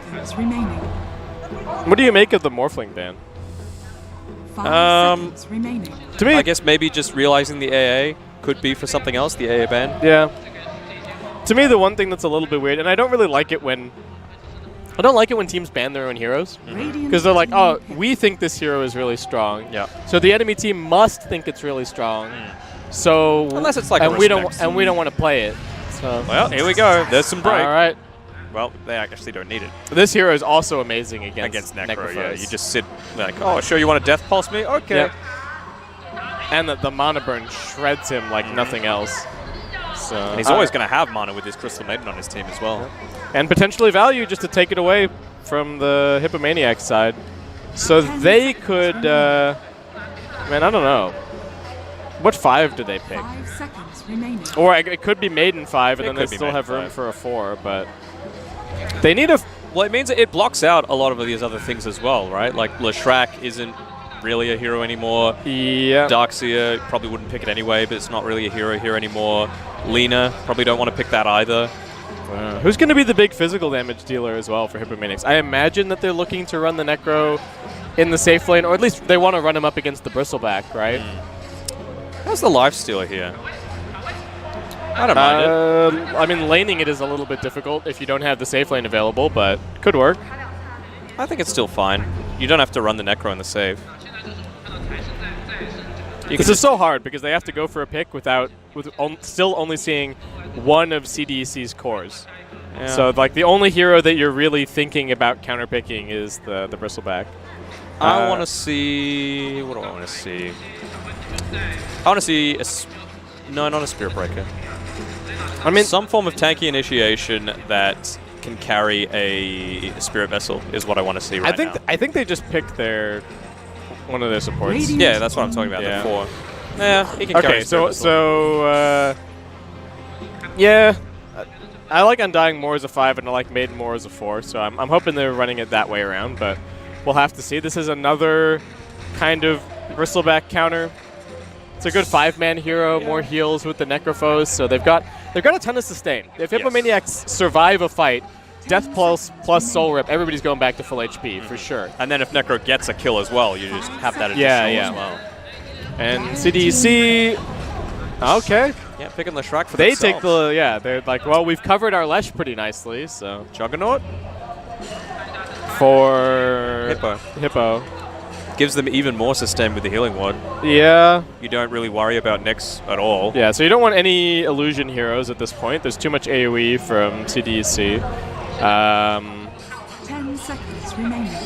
I don't know. That's why I was thinking the Jug and the Lifestealer, just because they're just more tempting. Wallop really doesn't do anything. Nyx really doesn't do anything.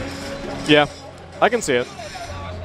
But then it just, like, I still think that this Necrophos throws a spanner in the works a little bit. Like, maybe they can run him mid still, but the plan very much seems to, like, run the Necro into the Bristleback. That seems to be Hippomaniac's concept. So we'll see how they follow through on that. What offlaners would be good here? For CDC? For Hippomaniacs. Hippo. I don't know. I'm feeling this Necro in the offlane. That's the only thing. What in the heck? Something a little different. I don't like this at all. Because you can get caught out. You can just get run at. There's not enough front line. And that makes their lanes kind of weird, I think. Also, CDC, they don't need to auto attack to kill buildings. So, true. Like, is the Arc Warden actually going to be able to delay the game? Yeah. Do you think this Nyx is going to pick up a Meteor Hammer? He could. It might actually be a pretty good game for it. Though he might also be tempted to get like a Yules or something like that. Maybe he needs the Vessel potentially as well. So lots of different things that he kind of wants, and there might not be that much farm available for him. But yeah, I don't know about this Arc Warden pick. CDC, they could also like safe lane the Lesh and pick a good mid hero against the Arc Warden as well. I think Hippo might even end up banning the Storm Spirit again. That can be really good against Arc Warden. It's pretty good against the Necrophos. And honestly, the two Hippo supports are also just food for Storm Spirit. So Hippomaniacs, to me, really needs somebody that does a lot in the early game, and they need more frontline. So I guess Legion kind of fits that bill. Yeah, good ban Yeah. from CDEC. Who else is like an active... 3. I don't know. Brewmaster? Nah, he's gone. What, he's just a dead hero? Yeah. It's a shame. Who Who else? Sand King, yeah. Sand King is like, okay. Yeah, okay. So they banned the Storm Spirit for sure. It was just too good. And CDC are definitely willing to run Leshrac in the safe lane. The reason I'm thinking the Sand King as well is just that they have essentially one stun right now, or a root with the Crystal Maiden. So what else? The CDC could also like run Lesh mid and pick Troll, maybe. Hippo, they need like whatever they think the best early game fighting hero is. They should just pick that. On Hippo? Huh? On Hippo is this? Yeah. Jug. Mars. Okay, sure. Yeah. It kind of works. I can kind of see it. That's like, it's some lockdown, it's some early fight. I'm not ultra convinced by it. I don't think the Bulwark is no survivability this game at all. I'm pretty apathetic about it all. Yeah. Like, Mars does not jump out to me as like, oh wow, Mars like fixes their draft. It's a stun, and it's some team fight. But that's sort of how I'm leaning for Mars in general, as now CDEC. Well, there's the reason for that AA bet. Well, there's some jump. There's the Alk, who I don't really know if he's going to get punished too heavily here. All right, I take it back. I don't think it's going to be a 2-1. No, it's going to be a 2-0 in this one, I think. You can't really punch him too much. Like, how do you do it? You can rotate through with an Undying and a Crystal Maiden, who are slowly going to shuffle towards you and give you a chance to get away. Yeah, they don't have the stuns. They don't have the damage, at least until like Arc Warden gets a couple of items. I'm just picturing this Alk like free game, gets his Blink Manta Radiance at a great time. Like 20k network. Starts running around. He kills the supports nonstop. Like 2.5 times the next closest net worth, basically. Yeah. Yeah. I really believe in XM as a player. Yeah, so. he's a good up-and-comer. And, For sure. you know, I know a lot of these teams that have qualified for TI are really in TI prep mode, but I'm sure that they've got, you know, managers and scouts, especially in China, who are scouting out these sorts of talents that, you know, once TI is done, you know, the reality is it's not going to go swimmingly for everyone. And so there are going to be, you know, the great China shuffle that happens. Could some of these players be picked up by... I think James and XM have made a very good case for themselves over the last month or so. Absolutely. Well, we'll have to see how it turns out. We're both feeling a 2-0 in this one. And how long do you reckon it'll take? I want to say 25 minutes. Oh, I don't think they'll call it that early because it's like the last one. I think it might take 35 to 40 for the GG. Do you not think the Arc Warden's going to come online a little bit more by that point, though, and be able to delay it? No. Okay. The Arc Warden needs so much farm, and I just don't think there's going to be any room to farm this game. I just think that, like, every Nyx gank is going to connect, Alk is going to free farm, Lesh is also going to be ganking, like... So maybe, like, second Roshan is when CDEC can do it. Yeah, maybe. Well, it'll heavily rely on Supreme to be able to have definitely a better laning stage than he did in the previous. He's got a ward coming out for himself there. It's actually being placed by the Warlock. I don't think either of them are going to be able to see it go down there. That is a very safe ward spot from CDEC. Like, that's never getting dewarded in a million years. Yeah. So, I guess they just want to see any rotations that are pressuring the Alk more than anything. He doesn't really care about the... Well, one, he doesn't care about the River Runes all that much. And two, he's always going to have the wave shoved because of Acid Spray. So he can just go and check them himself. He doesn't have to have the vision necessarily. How heavily do you think the Hippomaniacs team are going to be prioritizing these bounty rune fights? Maybe not the level 1 fights, but the ones beyond that, because you cannot let the Alchemist farm up by just allowing CDEC to get all too many. I think they really have to contest. If Undying's good at anything, it's fighting in the first 10 minutes. Yeah. So I think they really should.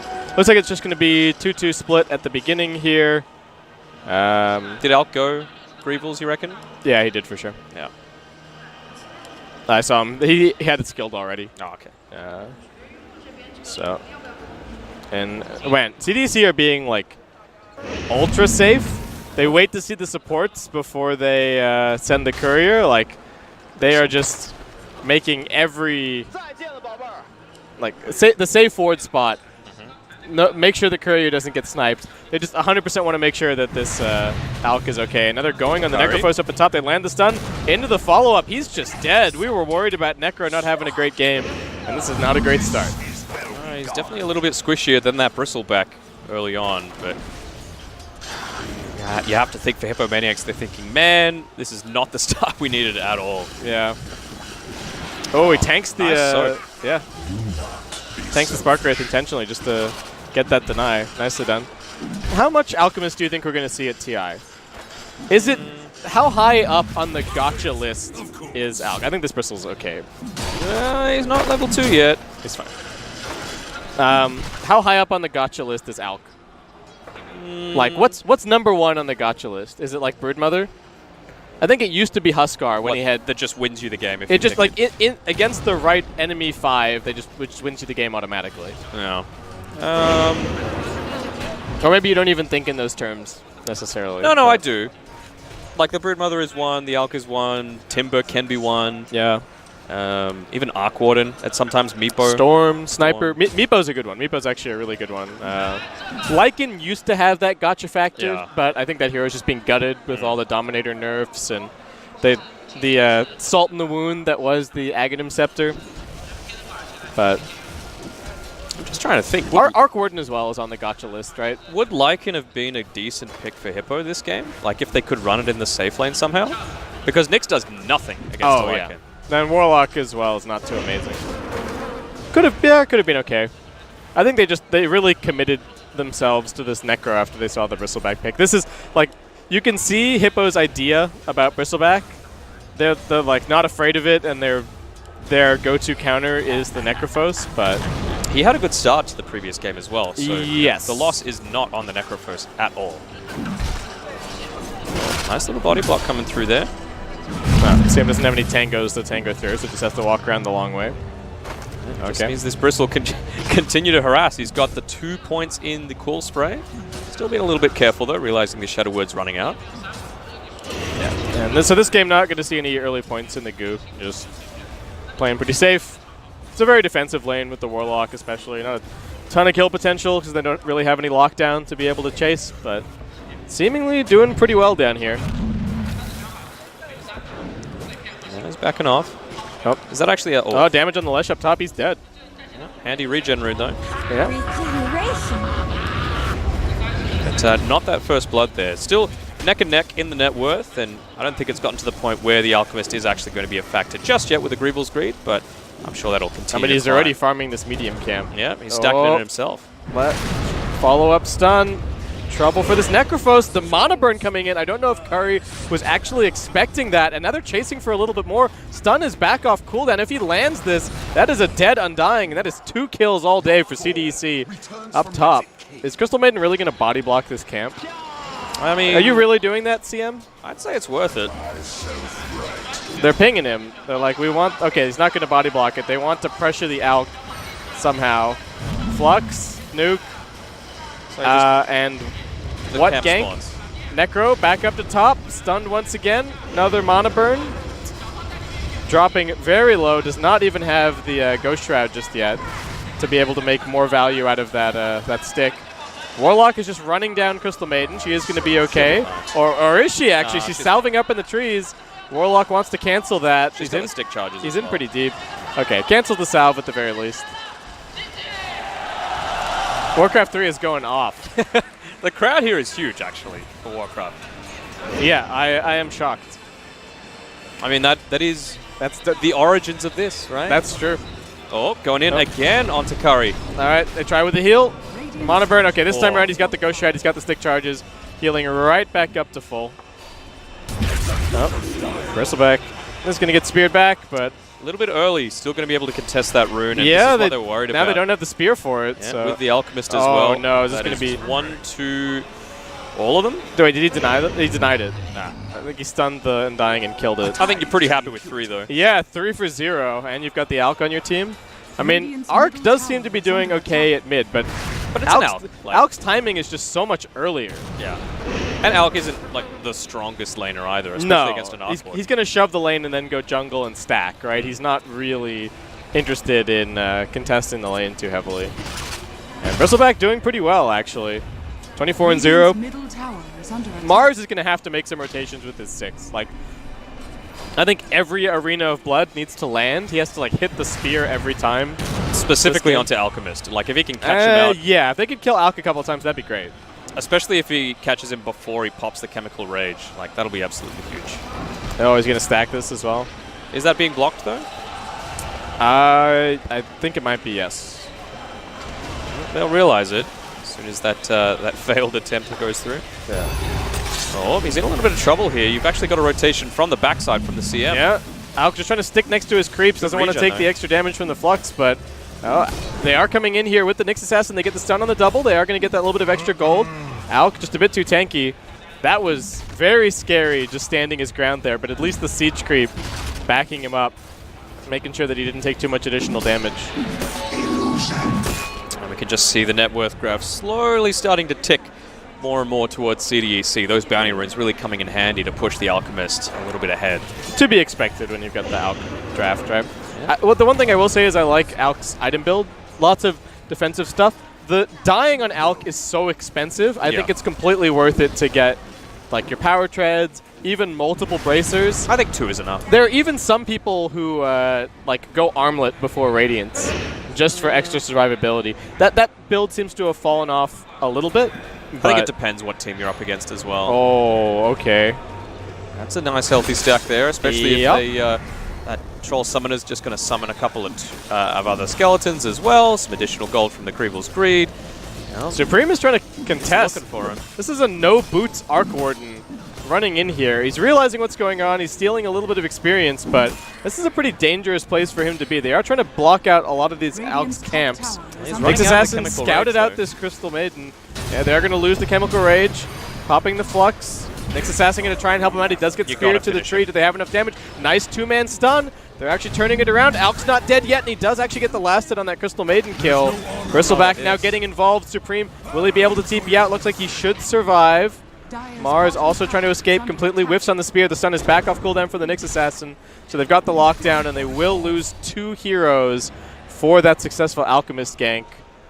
I'd say it's probably still worth it. Yeah. You really need to put a bit of a dampening on the Alchemist's farm. You know, he didn't even finish that entire camp either. So, I think it was just collateral damage in the team. Ooh, fight. tries to get the D-ward, but actually gonna miss on that one. This one's really easy to get. So, all right, D-ward coming up. There's still actually a vision ward up on the hill spot as well, as Muff just straight up dies to Bristleback, bottom. 1, 2, 3, getting that kill as easy as 1, 2, 3. So Necro is catching back up a little bit, kind of level on the net worth. With Here's the Arena of Blood. It's ready and available. Yeah. It's only the Nyx standing relatively close by, though, although here's the Alchemist. Oh, all right, he does get stunned up. Here come the Spark Wraiths. Do they have enough damage? Alchemist will be brought down once again. Big rotation, but a big kill. And now the Arc Warden does have his Midas. Unfortunately, not the Tempest. Got it delivered after the double. Oh, they got the Flux. Nyx Assassin in some danger. He's going to pop the Spiked Carapace. But Mars just waiting for him and forced into a pretty subpar Vendetta. Bristleback's running at him, though. As we were talking before about that 80-second cooldown, it's absolutely huge not being able to have it for an offensive push that they might be able to be aggressive towards with this Alchemist. And there's no way that's going to do anything here. Like, they saw him pop it. They're going to try and give him a couple of bottle sips just to keep him going. Actually, Curry needing to be careful here against the Spiked Carapace. Oh, they just pop the break, pop the stun, and that is going to be an easy kill. They don't even need the stun to land. Just those last few seconds there. Yeah. Okay, well, Curry was not really giving that Nyx Assassin gank enough respect as he gets brought down. Yeah, there's that, and there's also the bounty runes coming up in 10. The top two definitely going to be going CDEC's way, but Bristleback still wants to fight for these bottom ones. Nice juke on the spear. Can he actually still get this? Mars wanting to fight. He will be able to grab it, but Saberlight taking a lot of damage, though Arc Warden very active. Supreme just running all over the map looking for ganks. This time around, the Warlock is going to be there to escort his Bristleback back to safety, and it ends up being a 2-for-2 split. I wonder what the skill build on this. Actually going to be able to chase down. That's the real Arc Warden. Going to go for the TP out. Will be successful. That is a slight problem for CDEC. All of their stuns are in the top lane right now. Yeah, 2 and 2. Well, there's going to be one big stun coming out to the Warlock relatively shortly. That's true. Necro once again going the same build. I guess the Veil is extra value now that the Aura is magical damage. Mars not having a very fun time. I mean, he's found some nice ganks, but not a whole lot of farm. Stun going to land. Pulse Nova doing big damage. Once again, the Necrophos being brought down. That Tombstone's just going to end up being some bonus gold. As they finish it off, it did get denied. Oh, the Arena of Blood, but it's just being used defensively. Warlock's here. Spear backwards, not going to catch. Rock getting dropped. They will find that kill. Supreme popping everything that he's got. They do get the double flux over onto the Bristleback. He's getting close to the creep wave, but it's not going to be enough to save him. And still nice rotations from Supreme, keeping himself up there on the net worth, though. Got to keep in mind that all of this is happening pretty much 4v5. Yeah, I mean, the Alchemist isn't super far ahead. No, he's not. But he doesn't even have his Radiance yet, right? So. Yeah, this is true. An attempted tower push is repelled from the TP through from Curry, but compared to last game where he was a clear leader in the net worth at this stage, it's very much a different ball game. Having to recover a little bit, I wonder if we'll see him go into any sort of different build. Yeah, are there any obvious items? I mean, what did he have queued up? He had the Veil queued up. I think he was still a fair way away from it. Yeah, last game he went like Veil, Yule's, Hood. Yeah, I think you're going to definitely need to go into a pipe, perhaps, on probably the Necro or the Mars, just to deal with the Alchemist burn and the Lashrak. Pipe, Vlad's, anything you can get, for sure. They just need to buy a bunch of aura items and keep on fighting, and hopefully they they get past the Alchemist's peak timing, and they get to the Arc Warden's peak timing. Yeah. Which is unfortunately like level 25. Very late. Dire's Yes. bottom Very, tower very has late. He fallen. needs to buy like 3 farming items, Being 9 and slotted. then two fighting items, and then he's like truly online. This Crystal Maiden is still applying so much pressure in the jungle, but looking very dead on my screen at this point. Muff gonna be brought down. You got to wait until the Arc Warden's got the Rune Forge, you know. Get a few free double damages for yourself. Alchemist queuing up BOT's second. Okay, so it's a little bit more farm focused for XM. Is he gonna get this stack? Looks like he did. 4 Protect 1 style is clearly the way that CDEC like to go. Yeah, but his farm is accelerating so much now that he's got the Radiance online. Oh, yeah. Just going to see him pull further and further ahead. I think his team is continuing to try and stack up for him, but Somewhat. he's pretty happy with this top corner of the map, right? They took out this tier 1 tower up here, and Hippomaniacs have still yet to make any inroads onto the CDEC side of the map, at least in terms of building damage. No super deep wards either. They might look to try and pick up this Leshrac. It'd be a pretty valuable He's pretty kill. fast, though. I don't think the Mars is really going to get in here, and a good disengaging stun from the Nyx Assassin. Those sentries going down too. I guess even the Leshrac wouldn't have minded if they did take an intense fight there, because he had half of his mana gone already. So it's just a matter of, well, I'll just use the rest of it, and if I die, Radiant not that big a deal. structures All are right. fortified. Glyph getting popped. CDEC trying to hold on to this mid lane a little bit longer. Warlock does have the Chaotic Offering. They're going to probably run over here. Think about some kind of a Bristle's fight. Bristle's also coming. They need to be aware of the arena, but here comes the rock. Follow-up stun, probably going to land onto 2. The arena does come out, but the spear completely missing. They do have the Undying Tombstone down, and the Leshrac was trying to run into the fight, but he's going to be killed off quickly by the Reaper's Sight. Supreme following up as well. Nice Crystal Nova hitting onto 3. The zombies are doing their work. Alchemist is trying to engage into this. Throws the stun over onto the Crystal Maiden. Doesn't want to drag it onto the Arc Warden, who will be able to limp his way out of that fight. They're still kind of chasing after him. Bristleback's having a look, seeing what he can find. But the Tempest Double does get popped. Bristleback just immediately turns his back, pops the hood. Looks like he should be okay. He's got the heals also coming in. And Supreme needs to be careful about how long he sticks around here. Gonna farm up that Tempest Double, that's for sure. Do it. That's going to be gold for the Bristleback. Pretty handy. I mean, the Radiance is always obviously going to enable him to get a lot of farm. This You've is a also very different Alch build. Yeah. BKB queued up next. You've also got a double Midas, right, on the Arc Warden. So he's not going to get super far behind, but you need to absolutely get a good return from these encounters. And, well, that's, again, 4 bounty runes going the way of CDEC. So that net worth lead just increasing more and more. It's nearly double the net worth now on the Alchemist. It's not as bad as like the Alch turning up to a fight and not getting a whole lot, but if you're turning up to a fight with your real Arc Warden, you better be finding some kills. They are going to get the Warlock here, nice and easy. Supreme on a killing spree, but Alch... He didn't have the rock, though. Like, Nah, not a huge kill on Victoria. doesn't really matter. Alchemist is going to continue to create pressure in this top side, middle so, tower you know, is do you under really attack. care about this bot tier 1 Dire's tower all that much structures when are you've fortified. got the risk of losing a tier 2? Radiant's bottom tower is under Yeah, attack. Alch going to be pressuring up there. Some additional survivability as well for this Leshrac, going the Yule Scepter. Dire's Yeah. middle tower has been Yep. denied. Getting gone on a little bit. Tower does get denied by Saberlight. Nicely done as they force the Arc Warden TP over to top. Curry's Nyx Assassin found. looking for a little bit more. Curry, oh, the spiked Carapace, nicely timed. There's just way too much dance on the... They do stack it a little bit. That's going to give him the opportunity to get off that big stick. He's just got the Reaper Scythe up right now. Yeah, okay, they're just going to retreat. Tombstone got dropped. They're not great at killing it. Again, we've got Supreme just walking through here, but I don't know if it'll be enough to get more than just the Nyx. Yeah. Nice spear. Catching out James. But it is Saberlight grabbing that kill. Bristleback, once again, going to be going for the same kind of build here. Though I like it a lot this game. When you've got a hero like Alchemist with a huge net worth anyway, that additional like Solar Crest buff and stuff on top of him just makes him seem Dire's bottom unstoppable. tower Just is under spikes it so attack. much, right? Yeah. Like, you just need to take full advantage of the timing that you have. You know, what was I saying? Like, 26 minutes, I think?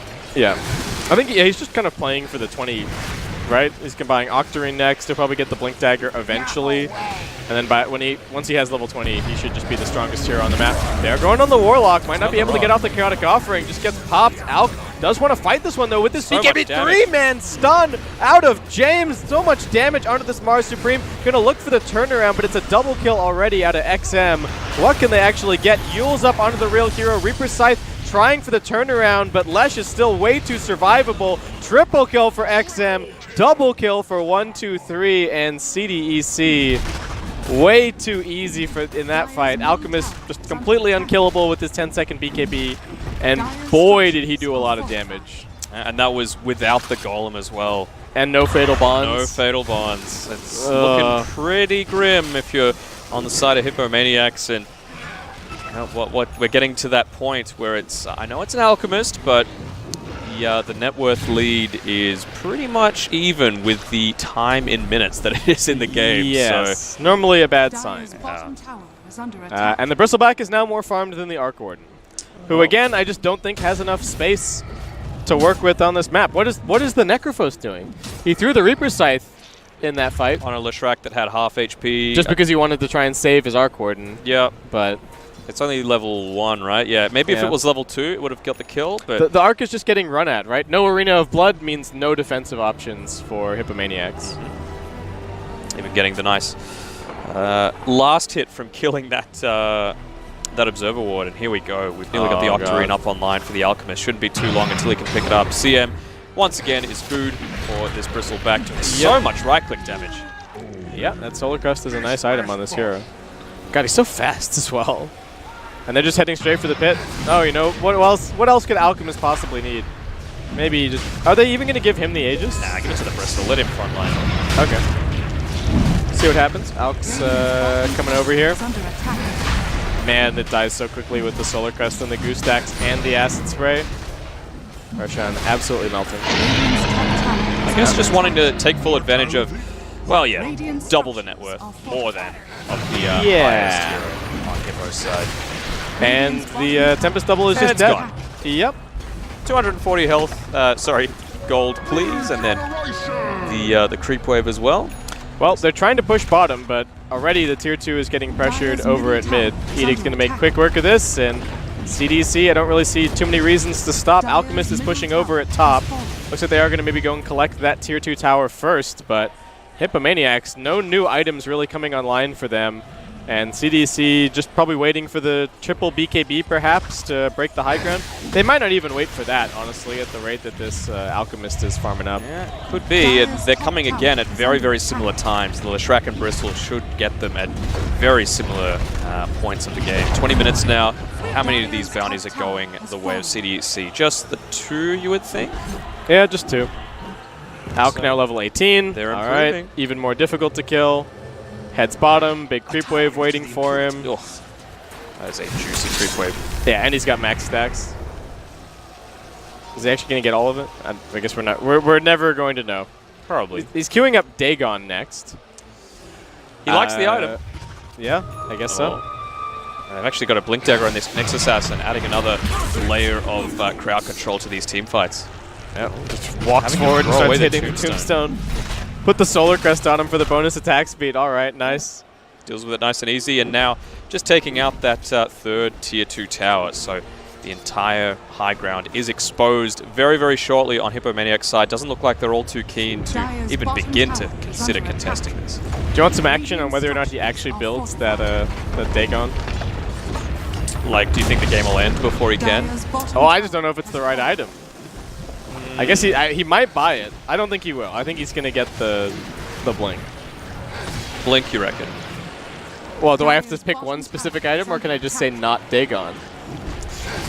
Surely, like, give something like, I don't know, give Ags to Warlock. I think that'd be pretty high value. Yeah. But, well, it seems like they're pretty content to just keep farming up for now. He's going to spot out an Arc Ward and maybe give him a little bit of a scare with that Spike Carapace. Yeah, you know, you never know if you just randomly cancel this TP, right? That's the nice thing. Bristleback, no fear. Manning up. Alchemist is going to be joining this fight from the other side. He's hedging them in. A little bit of trouble for the Mars. The stun's already ready to go, and he just dodges out of the way of the spear. Too much chain lockdown as James finishes it off with the Mana Burn. 40 seconds, getting closer to that level 20 as well. Just looking to push in this bottom tower. You can see they're just continuing to increase their net worth lead. It's not going to be, you know, oh, Dire can safely farm a little bit on the high ground. And CDEC, they can be pretty confident of just backing off right now. If anything, that was the point where maybe they should have tried to pick off the Alchemist when as soon as they see the Leshrac leave. I can't think of many better opportunities, although he's got the Aegis. So he's got Aegis and BKB. Yeah. Bit hard. How do you kill it? I don't think you can. I think that's the problem. Yeah. CM's going into the Black King bar. I don't think it's going to come online anytime soon. And you can see here, just pushing now onto the high ground. Well, it's getting solar crusted. Got a ton of HP regen. Just going to fight through while his ultimate is active. Is taking some damage in return. Doesn't have a ton of armor just yet. It's probably the other thing that he needs to remedy. Maybe that's the next item, AC. Yeah, AC would be good. Get rid of the Soul Ring. Even just the Shivas as well. Nah, I like AC. More damage to the towers. That's true. But, I mean, whatever he wants, he can kind of get it at this point. Being really efficient with this farming as well, you know, using the Boots of Travel to make sure you can TP out to the lanes when you need to take the fights, and then easily TP back. You know they're not going to be scouting out anywhere near your jungle. They are going to be... stun in. They want to punish. Continue to control this ward. Upheaval's down. Crystal Maiden. She just wants the D ward. Oh no, Magnetic Field going to help out for a second. Off the freezing field, actually getting some armor back here, but now the rock gets dropped. Oh no, and the Fatal Bonds starting to stack up. I don't know if they can actually kill this Bristle. He's just going to hug the cliff. He gets pushed down onto the low ground. Oh no, Alchemist has arrived. Bristleback is still alive. Double kill for Victoria. As they look for a little bit more, they get the Yules up on the Necro inside of the base, deal with the Tombstone quickly. Everyone's still alive on CDEC, and Hippomaniacs have lost 3 heroes. It looks like they're about to lose their tower, their racks, Aegis and just the expiring, game, but it's I really don't think it's going to be making all too much difference. CM buying back. She already used her freezing field, though. Is it really something that you need to be worrying all too much about? Not really. I'll just straight back to farming. Oh, okay. Dagon 5 and a plate mail. Okay, yeah, sure. Why not? All right, that's the strat. All right, here we go. He's heading towards the secret shop. He's going to sell his Soul Ring, and he's going to buy a plate mail. Right. But then Dagon, clearly. Who needs to get the full armor item? Right. There's farm on the way, Matt. Yeah, that's part of the. I think he's just positioning himself for the journey bounties here. as well. They're up in 10 seconds. Yeah, that's true. Oh no. All right, so 29K lead now. And make it a how big of a lead? 30K. 31. 31. There's still one more bounty. All right. He bought the full Dagon. All right, I love it. Let's go. Dagon 5 for this Alchemist. This feels a little bit BM, to be honest. I mean, it is a good item, for sure. And with the Octarine, he's going to be spamming that out pretty much constantly. I think the doubles and the supports and stuff going to get close to one shot with the concoction plus the Dagon, but this is not your standard Alchemist build by any stretch of the imagination. Agree with that. He's going to spot out the bounty rune as well. Nice little bonus for him. Selling the... All right. He's going into the Shivas. They could easily end this game right now. Jump in.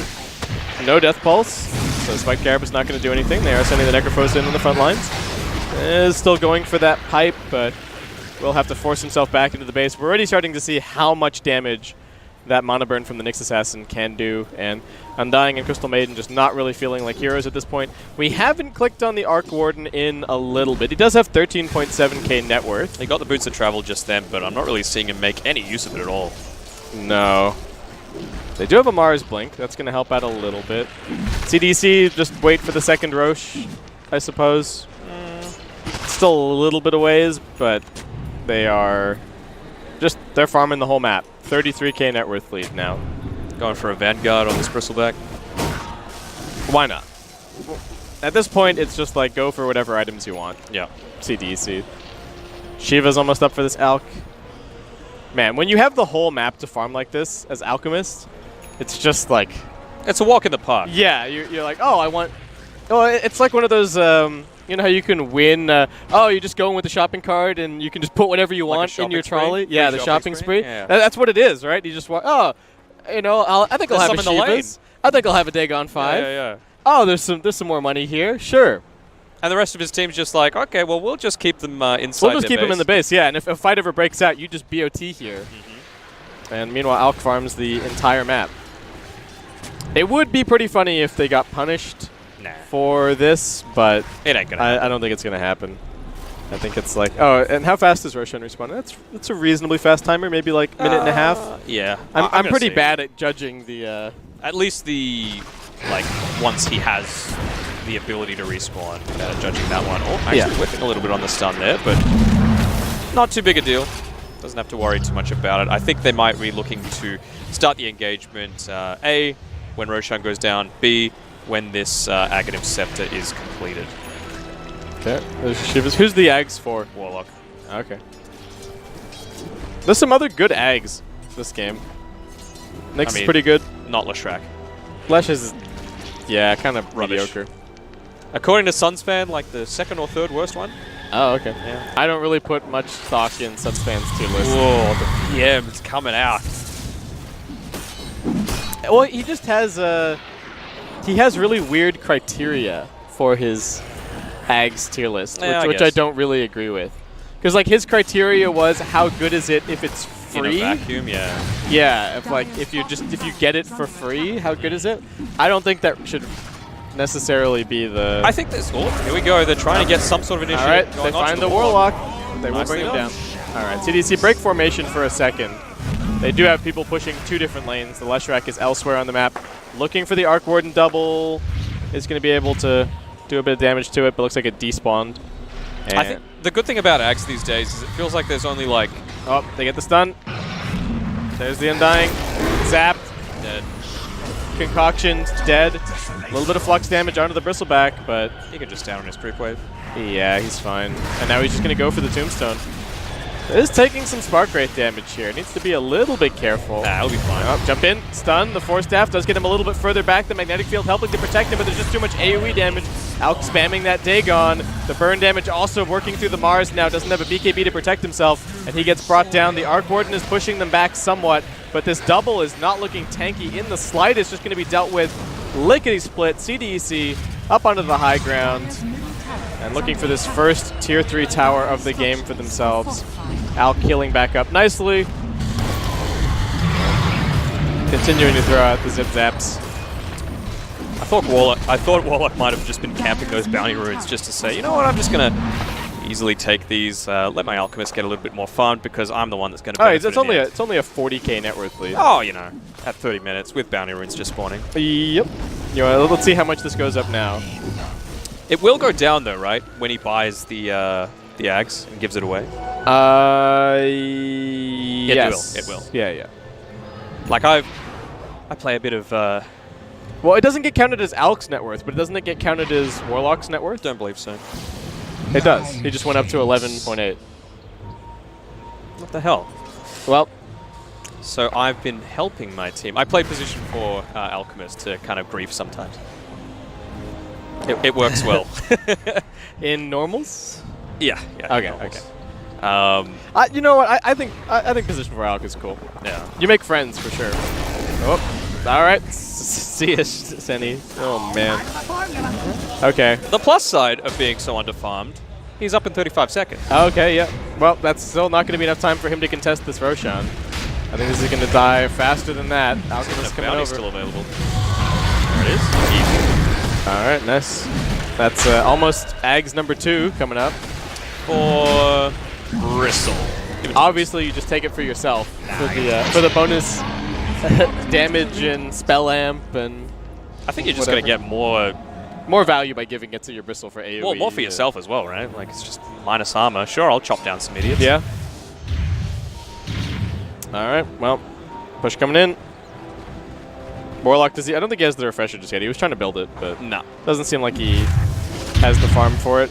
Yeah, he's got the Midas, but it hasn't quite given him enough. Jump in, stun, catches 2, Arena of Blood trying for the counter initiation, but the spiked Carapace is there. He just can't do anything. Mars already dead. He's going to buy back into the game. Freezing Field doing some decent damage, but Crystal Maiden cannot sustain against those auto attacks. Upheaval put down to cover the retreat. They don't want to deal with the Tombstone. They don't want to deal with the buybacks. CDEC playing this as safe as they possibly can. 51K. Now they look for the reinitiation. 51k net worth lead. Yep.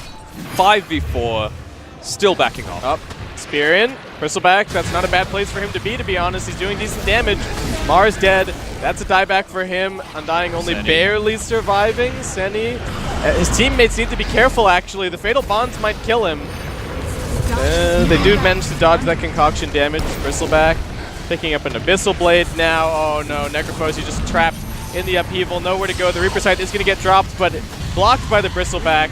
She's up to survive. They're going to lose life number 1 on the Arc Warden. He buys back, trying to fight from his fountain, but Hero is just getting zapped left and right by this Dagon 5. CDC reset for a moment. They forced out most of the buybacks.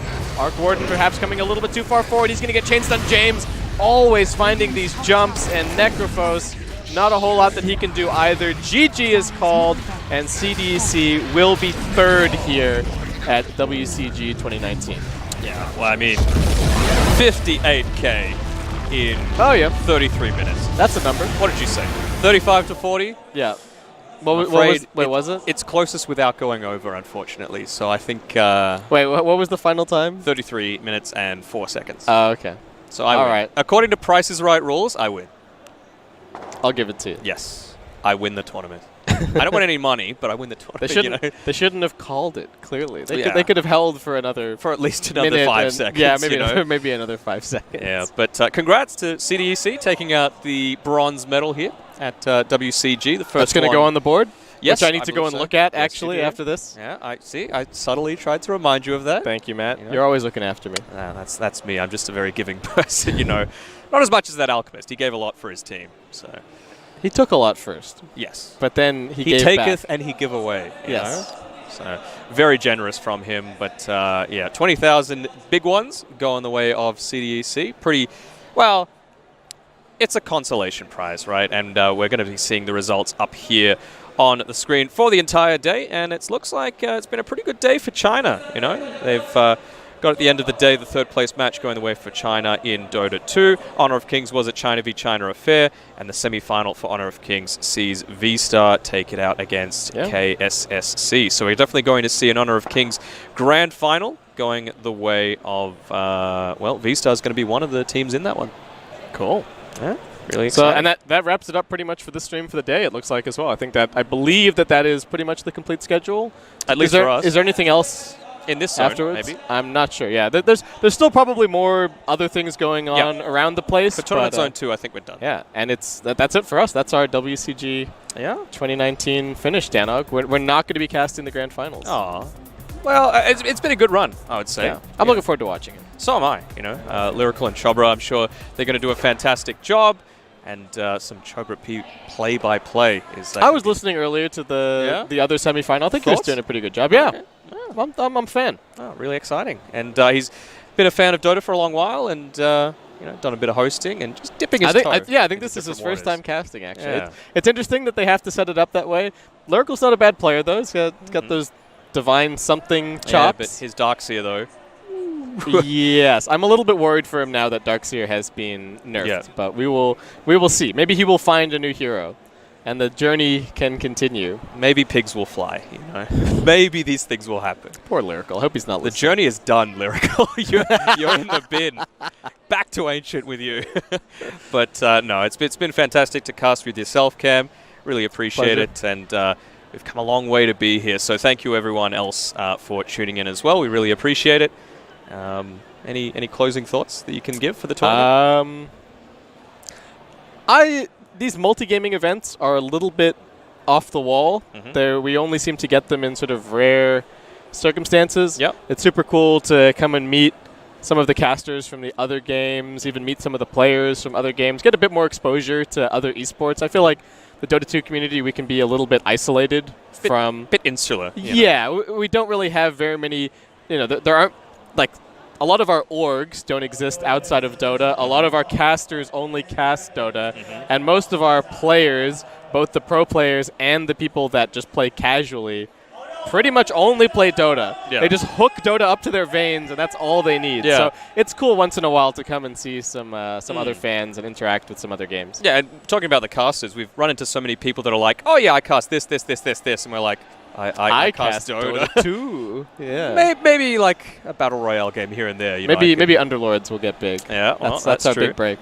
But you know, then you've got the purists, you know, like us, and you know, Tastosis are just over there, or they were. Oh, but, you know, casting some StarCraft too. So I know what I'll be tuning into tomorrow when we get a chance to, as well as the Dota, of course. But yeah.